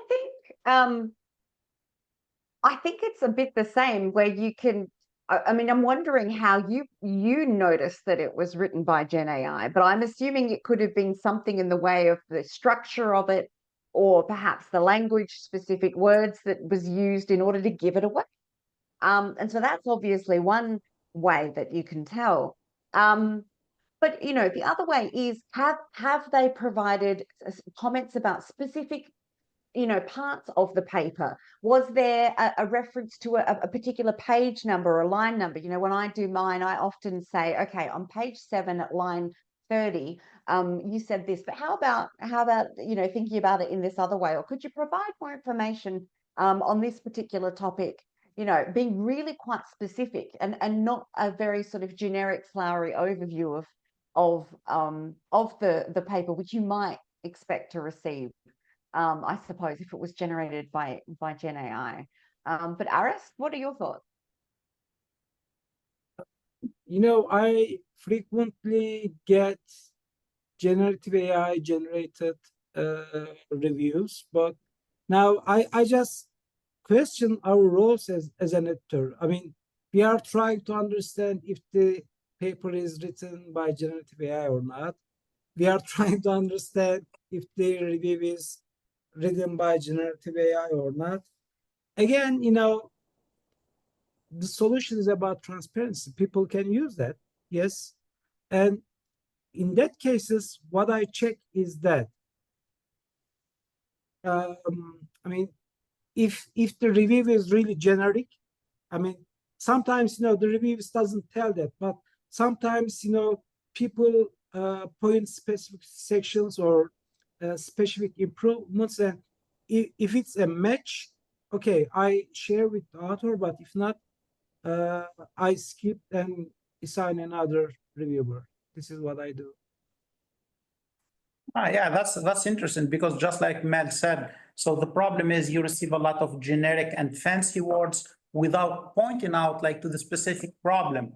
This paper has like several limitations, blah, blah, blah, and it's like very fancy and big words without going like straight to the point to be specific, because like the reviewers like point of view, this is what make like a journal good or not. It's not about the decision that the authors receive at the end. It's more about like how they can enhance their papers in the future, whether it's as a major or minor revision, or also as a reject, and then you have like the chance to enhance your paper and submit it elsewhere. So the powerful thing is you need to provide some specific comments that the authors could follow to enhance their papers. But if you simply give something very generic without any specification, then that's a problem. And this is what we usually receive from reviewers who tend to use like Gen AI. It's like something very fancy with a lot of very boards that maybe you read once or twice in your lifetime, and then there is no like pointing out like to some specific section, to know like specific paragraph, to know specific lines. It's just like those fancy words, and then of course you cannot pass it over to the reviewers.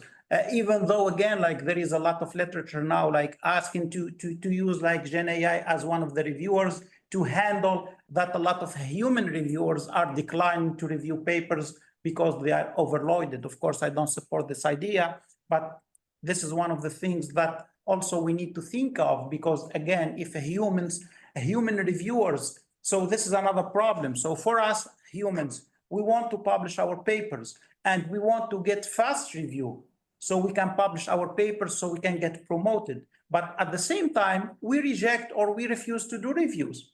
So it's like you want to get something, but you still reject to do reviews. So this is like a dilemma that I don't know how to be handled. Like you assign 6 reviewers, no one of them answers. But at the same time, those reviewers wants to publish their papers very fast in like 2 months things so they can submit their promotion. So this is fancy. So some people say then, okay, if humans do not want to do it, then let the machine do it instead. So improve the machine and let the machine do it. Of course, I do not support this idea, but again, we still need to show like the two sides of this debate, because it's not fair to mainly focus on one thing or like to criticize one thing. So we need to show these 2 sides. So I'm not sure. Honestly, it's like a big dilemma from the ethical point of view, from like the integrity of research point of view, but still it's a big question mark that we need to think of how to improve it. And again, if we like humans ignore ourselves and ignore how to develop ourselves as a human for like better human being, for better communities, then we will fail at the end, and we will end up having like a machine much more powerful than us, and we will be the slaves just putting the fuel, which is the data, to the machine so it can work better. So this is the problem. This is always like what keeps coming to my mind about like research or whatever things that is happening with machines in general, or like Gen AI. So I'm not sure if you have any intakes, or we can like directly go to the 4th research question. Aras, please. Perhaps, I'm also envisioning a future, by default, we assign 2 reviewers, right? And in many cases, sometimes, human reviewers don't provide really critical or to-the-point suggestions. So perhaps, one day we will assign 2 reviewers, one generative AI trained by the editorial team or editors, and the other one, the human reviewer. And our role will be to match the reviews and to decide whether to share the review by generative AI is true or not.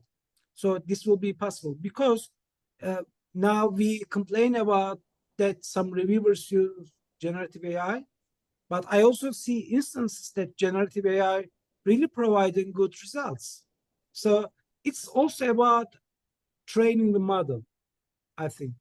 And now, data privacy is an issue, and thus far, most of the generative AI tools were using cloud technology, so there was no privacy. We were sharing data, but now there are some local tools. So you take the tool, but you can use your own data set on your local computer, so you can use it. Or AI can be third reviewer to ensure the human reviewers skipped something, but it can provide, more detailed and critical reviews. That's possible. This kind of discussions will happen. People accused computer games once upon a time, internet, computer, smartphones. Now we are using it. I was a child using computer games all the time. I still play computer games. So we shouldn't be afraid from the technology, but we should be responsible, transparent, and I think with editorial roles, we have to be proactive, like suggesting API to write a report, or indeed, in this discussion webinar, a lot of ideas popping up. So I mean, we have to improve these ideas to be proactive. In the end, we are human. We are the most capable creature to adapt. That's why dinosaurs now not exist, but these tiny creatures are still here because we can adopt everything, even generative AI. So we have to find creative, innovative, and working solutions. That's all. In many cases, okay, we say let's be transparent and ethical, but it is the easy way. We have to show them how to transparent. That's why the paper I shared, I was trying to do that. Rather than asking others to be transparent, I was showing them how to be transparent. So, but we have to develop new mechanisms to be transparent or to show the responsible use of generative AI. Please. We need ideas, but we also need action verbs and tangible examples. Yeah, I think that's possible, because now I know a lot of colleagues, as part of their maybe making their paper solid, before officially submitting it to a journal, they upload it to Gen AI tools and they ask them to give comments, and then they try to improve their papers according to Gen AI. So basically they are using, I know a lot of colleagues, to be honest, so they are using Gen AI as one external reviewer, unofficial reviewer, so they can improve the paper based on its comments before officially submitting it to the journal and getting the human reviewers, which I think it's a very good test. Why not? If I can get some external eye before officially submitting my paper to a journal, and if I can do that, there is no harm of it. And I did not game the system in any way. I did not rely on Gen AI in any way, except for the review process. Of course, I could state that, but still, it did not involve in any way within my research process to conduct my research. So I believe we are still keeping research integrity 100%. So yeah, and we are using chatbots for too many different things, even for too many sensitive topics. Even now, of course, there is a lot of debate. For instance, we have psychological chatbot agents, and a lot of people have been maybe criticizing this idea, because maybe psychologists should be humans rather than bots. But yeah, I think it's possible. Yeah, I also agree with you. Aras, please. At the beginning of the webinar, I was considering I cannot speak that much, but that's happening all the time. Sorry. Perhaps what we will do is that, this idea just came up now. I can use generative AI to identify misused in-text citations, typos, or technical issues, perhaps, and I can share with the authors. I can use generative AI, this kind of technical or this kind of grammatical issues. I can use that, and perhaps I can ask the human authors to share their critical perspectives, only critical perspectives, to improve the paper. So if it's about co-intelligence or co-collaboration, this can be a strategic way to use generative AI in editorial processes. This can work, I think, because generative AI is really good at catching this kind of things. True. Thank you so much. Aras. So I think we can go to our next question. So our next question is more about the regulations. So in your opinions, are there any policies or regulations that should be established by journals, publishing houses, institutes, so that generative AI tools could be ethically and responsibly be used by researchers? You both are running for different well-leading journals. I believe you have different publishers. I think for Mel, it's Wiley. For Aras, I think it's Open Praxis. So I think it's OECD, right? The publisher is OECD. For me, it's Springer. So we have different publishing houses. For you as editors, what do you think? Do you have like some certain policies, like you give like to reviewers, like do you say like when you receive a paper you do this, this, and this, or like does the publishing house have like certain tools that you editors could use, or like have certain communications with you about certain things? I know like for some publishers now, they clearly state on their websites that if you, like Ara said, like you need to be like transparent about the use of Gen AI. So there is now a new statement like conflict of interest, like data sharing and everything. Like there is now a statement about the use of generative AI, which clearly state how did you use generative AI. But other than this, first, do you think that the policies we have are enough? I don't think so, to be honest. But again, I would like to listen to your views. And if there are any policies or regulations or frameworks that have been used by you or by your publishing houses in terms of papers. Melissa, back to you first, and then we go to Aras. Sure. Yeah, I agree. I don't think enough has been happening. I think that certainly in our case, we have the on our website, we have a sort of publishing house or even at our association level, because we're a journal of the British Educational Research Association. So they also have a perspective on the use of AI. And until now, and we were only having an editorial meeting the last week and discussing this as an issue. Until now, we haven't really officially made a statement aside from what we're already being governed by. But we're moving more and more towards this idea of us needing to have our own voice and our own policies as well for our journal. And I know I put it in the chat just before about how the Australasian Journal of Education Technology, gosh, it was even last year, like it was really quite early. I think it was May 2023 or something, where they wrote a really good editorial about the future of AI in research and their specific stance on it, and saying very, very clearly that Gen AI cannot be used and should not be used for peer reviewing. And I think that's a really, really good approach to take with, being very, very clear about where you stand. Aras?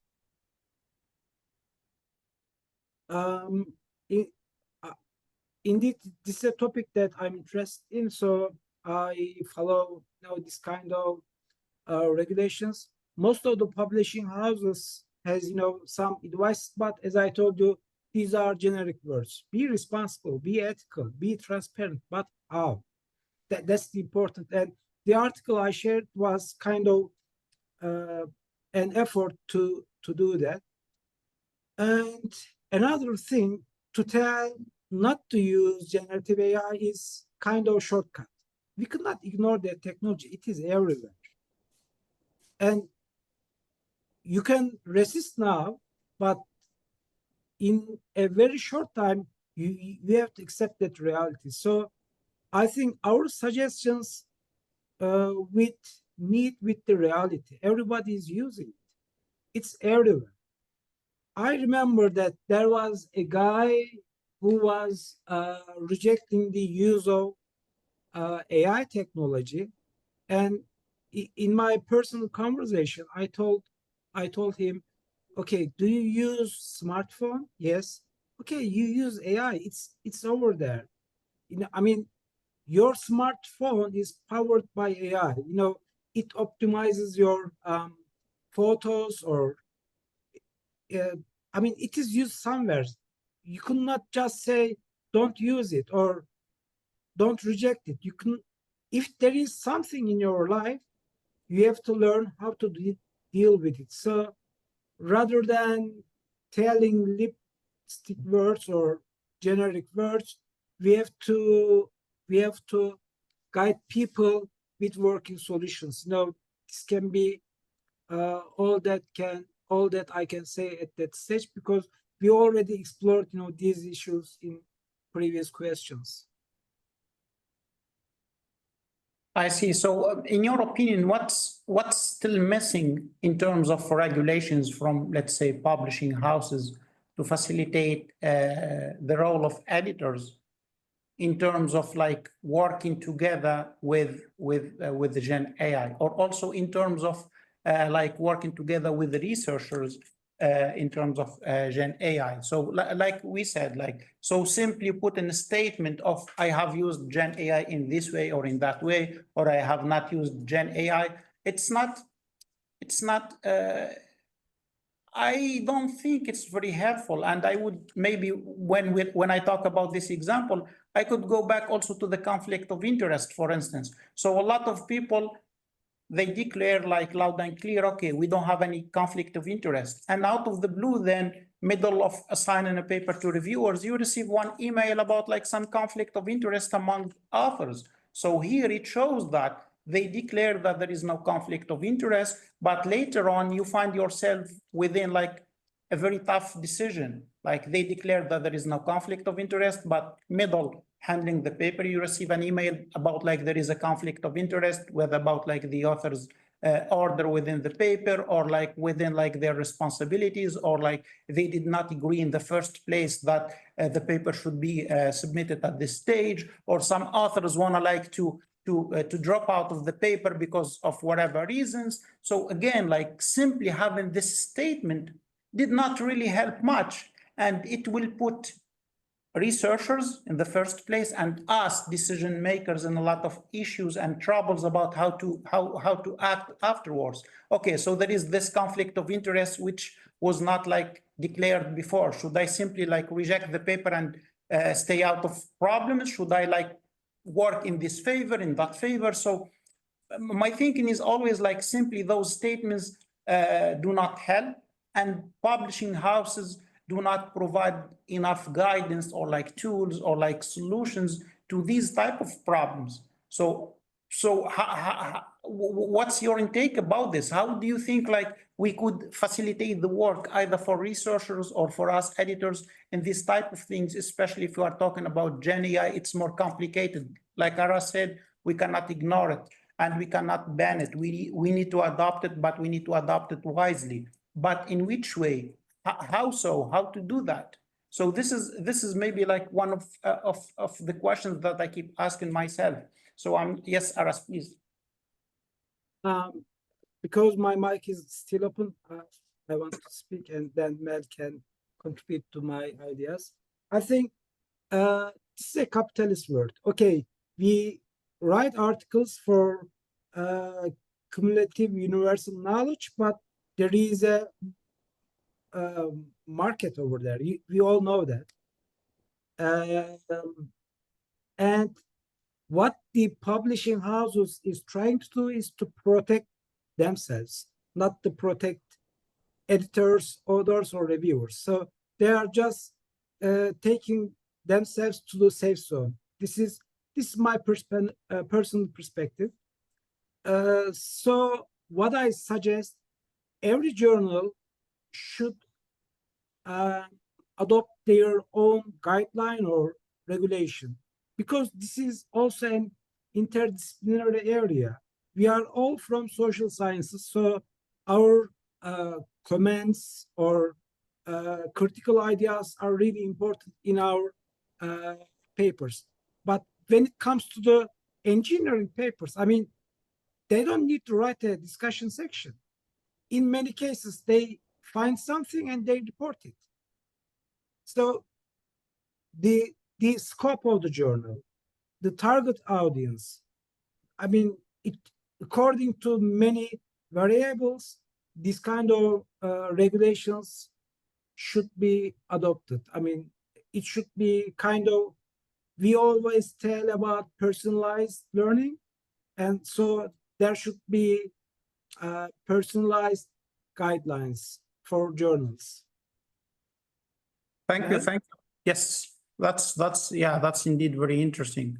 So I think we can jump in now to our next question, which is the last question for this roundtable discussion before we give the floor for our audience maybe to share with us like if they have any questions or like thoughts, which comes to our last question for like future maybe like research directions to be done, which is about collaborative intelligence. Again, like one of the things that I'm working on now is about collaborative intelligence and how human intelligence and artificial intelligence could work together. There is a lot of debate about this. There is a lot of tension about this, but also there is a lot of opportunities about this.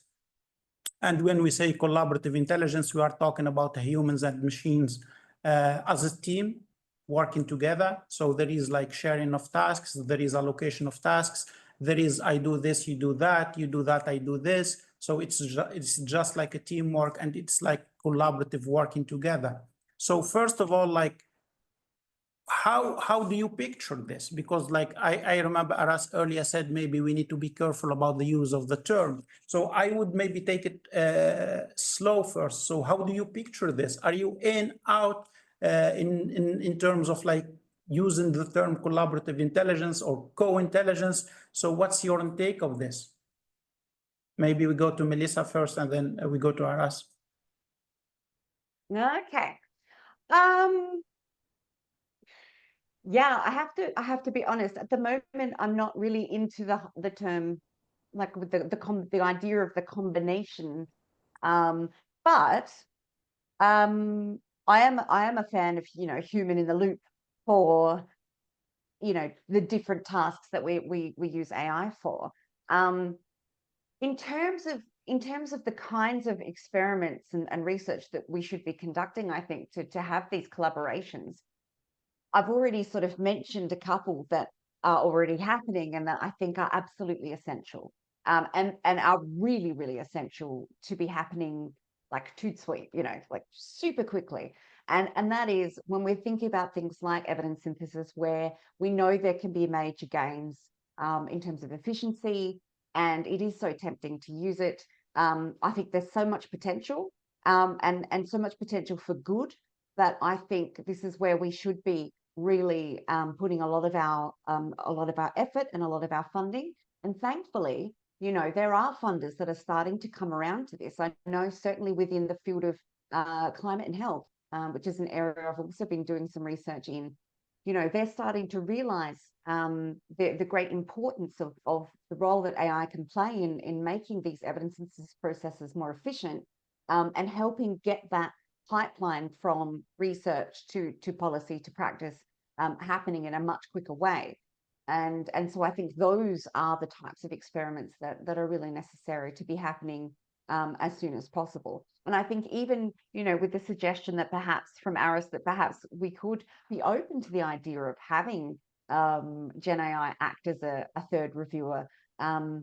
Certainly that's the kind of work then, the kind of experiments then that we need to be conducting now, and ensuring that those experiments are happening in a really rigorous way.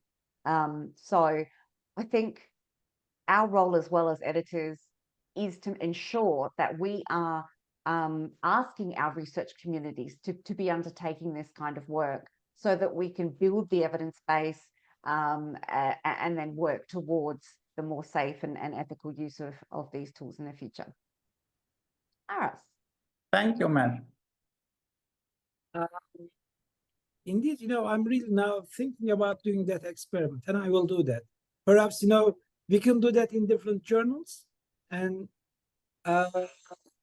along with the final clean copy, we also request the ideas of the authors about the AI-powered peer feedback, not peer feedback, but feedback. Anyway, for this, I think this is final question, right? Yeah, Ahmed. Okay, there is a saying. I googled it and found it, and in that saying, I changed culture with AI. Okay, the AI is incredibly fast, accurate, and stupid. Man is unbelievably slow, inaccurate, and brilliant. The marriage of two is a force beyond calculation.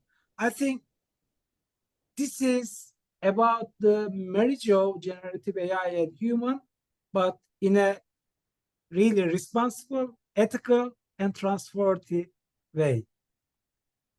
I copy the saying. It's about, it's said by Leo M. Cherne.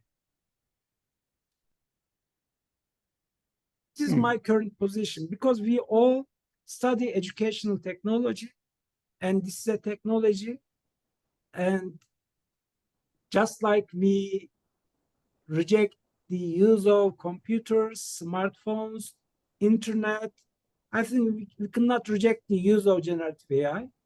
But as I told you, we have to find working ways. I mean, even now I hate from myself.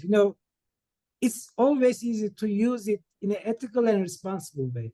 We have to show this how. So maybe I will start with a few experimental, by providing AI generated feedback, and will provide it.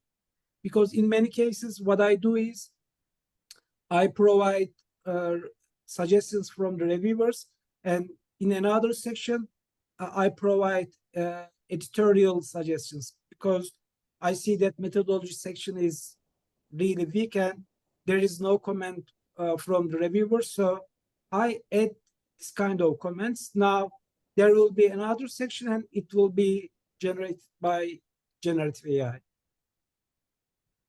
Yeah, that's interesting. Yeah, I'm looking forward to see those experiments and those results.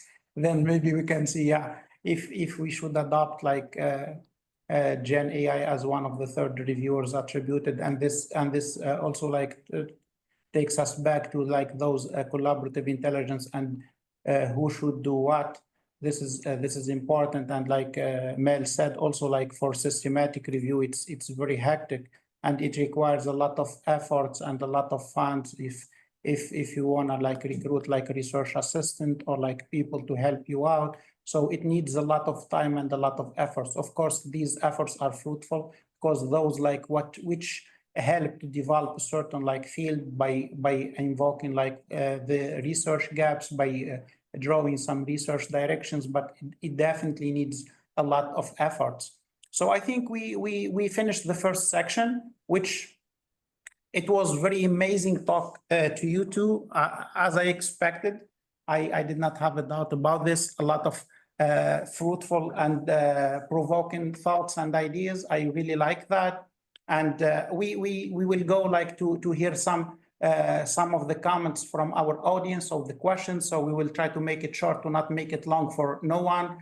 Interestingly, we have been for 2 hours and we have over 100 audience so far, which shows like the big impact we are having with our audience. So now for our audience, so we will go to you to ask questions. So if you have any questions, please raise your hand and I will randomly choose people. And when I give you the floor, please try to open your camera and microphone, maybe one sentence to introduce yourself, and maybe share with us if you have a comment or a question or something maybe you want to share with us.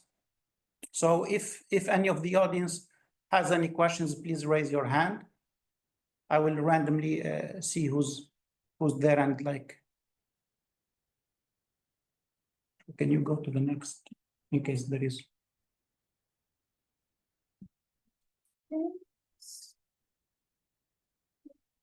Not changing here. Yeah, or hands up.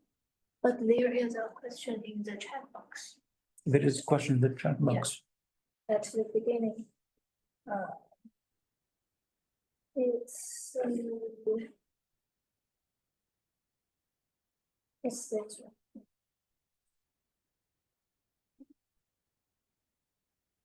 Okay, so some of the questions, maybe we have one question from the chat box. So the user or like the audience name is Chinshu.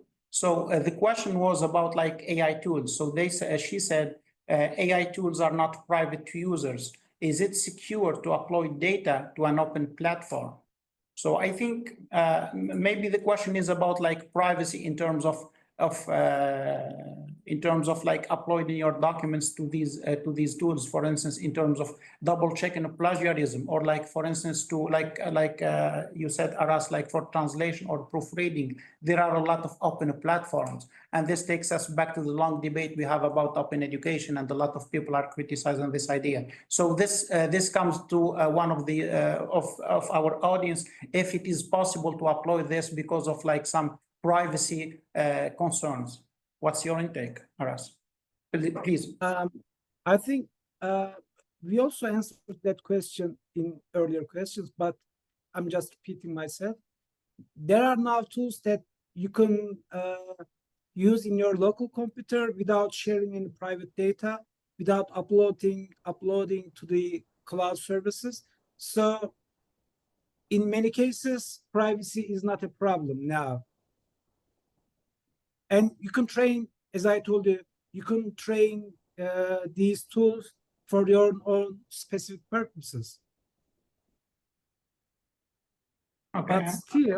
But still, for other services, they need inputs from us, especially organic ones, because now they consumed all the newspapers, social media, historical archives. They urgently need organic data. So one day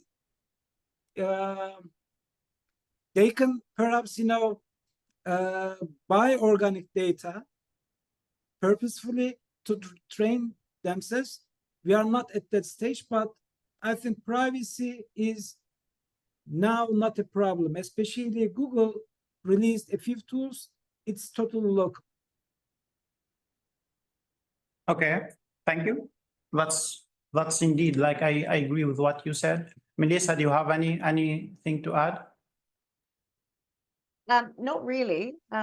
Just to, yeah, absolutely agree that there are cases where you can have the local tools. And, there are certain tools that prompt you at the beginning of your use of them to say, would you like this material that you're uploading to be accessible, and use it to train the model in the future, and you can opt in or out based on your preferences. So yeah, some of the tools are now adding that more sort of privacy feature.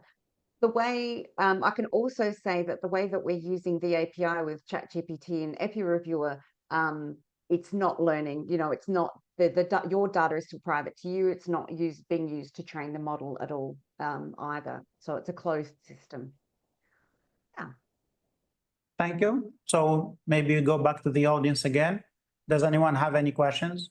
If so, please raise your hand so we can see it on the Zoom, and mute yourself, and maybe you can ask the question. Unless, feel free to type your question within the chat box.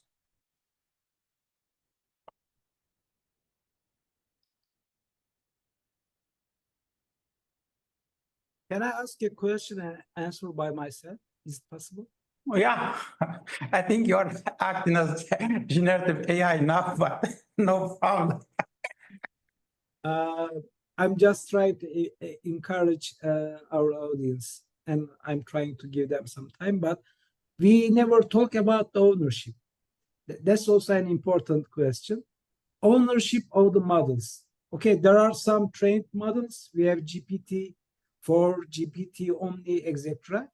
But these models are trained with our social media posts, with Melissa's articles, Ahmed's, and my articles, but they never cite us. So when they provide an answer, indeed, they use our intellectual property, but we don't know if somewhere in the algorithm they intend to cite us. That's an important problem.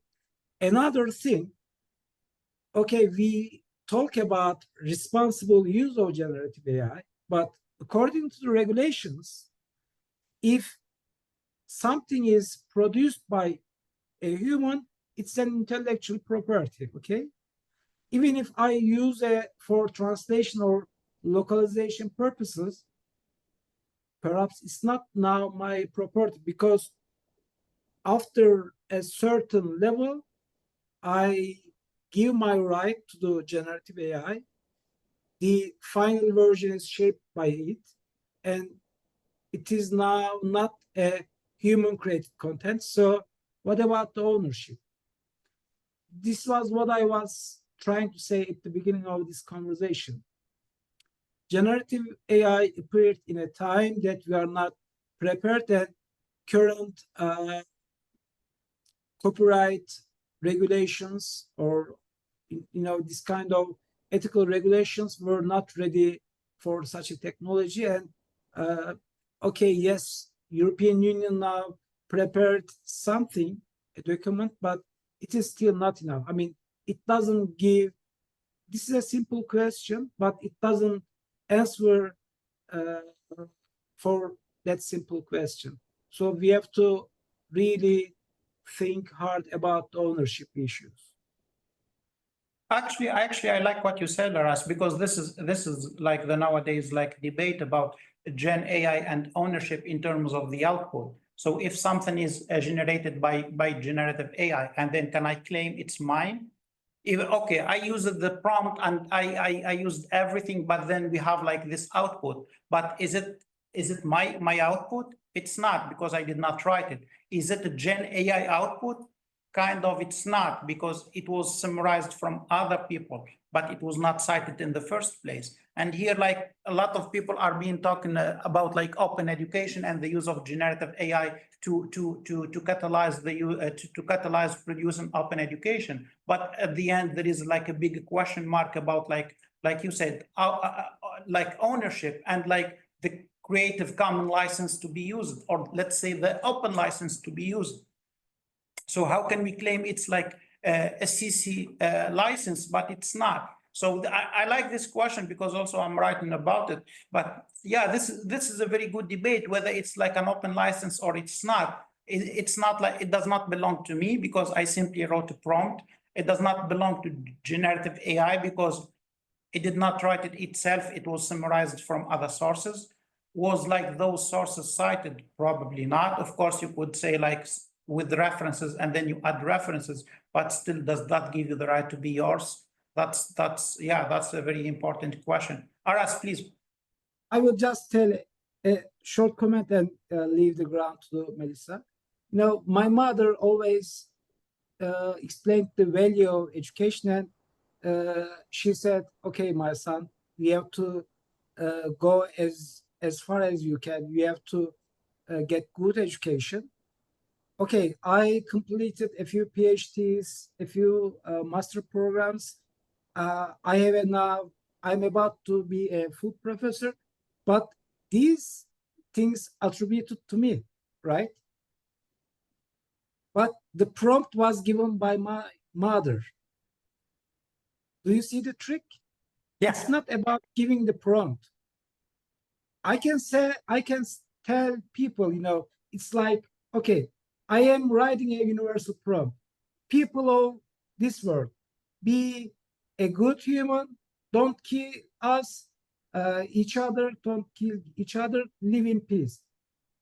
Doesn't justify anything. I mean, giving a prompt is not about claiming ownership. It's about the results. So I think writing the prompt is not a good justification. What do you think, Matt? I agree with you. And actually, I don't have much more to add on that point, to be honest. I have to admit, I was getting a little distracted. There's another question in the chat from Miko from Southwest University. But I do agree with you, what you've just said. So that was actually really, really well put. Thank you, Aras. Okay, so just like Mel said, she was distracted by another question, so maybe we can give her the floor to answer that question. So basically, we received. Sorry.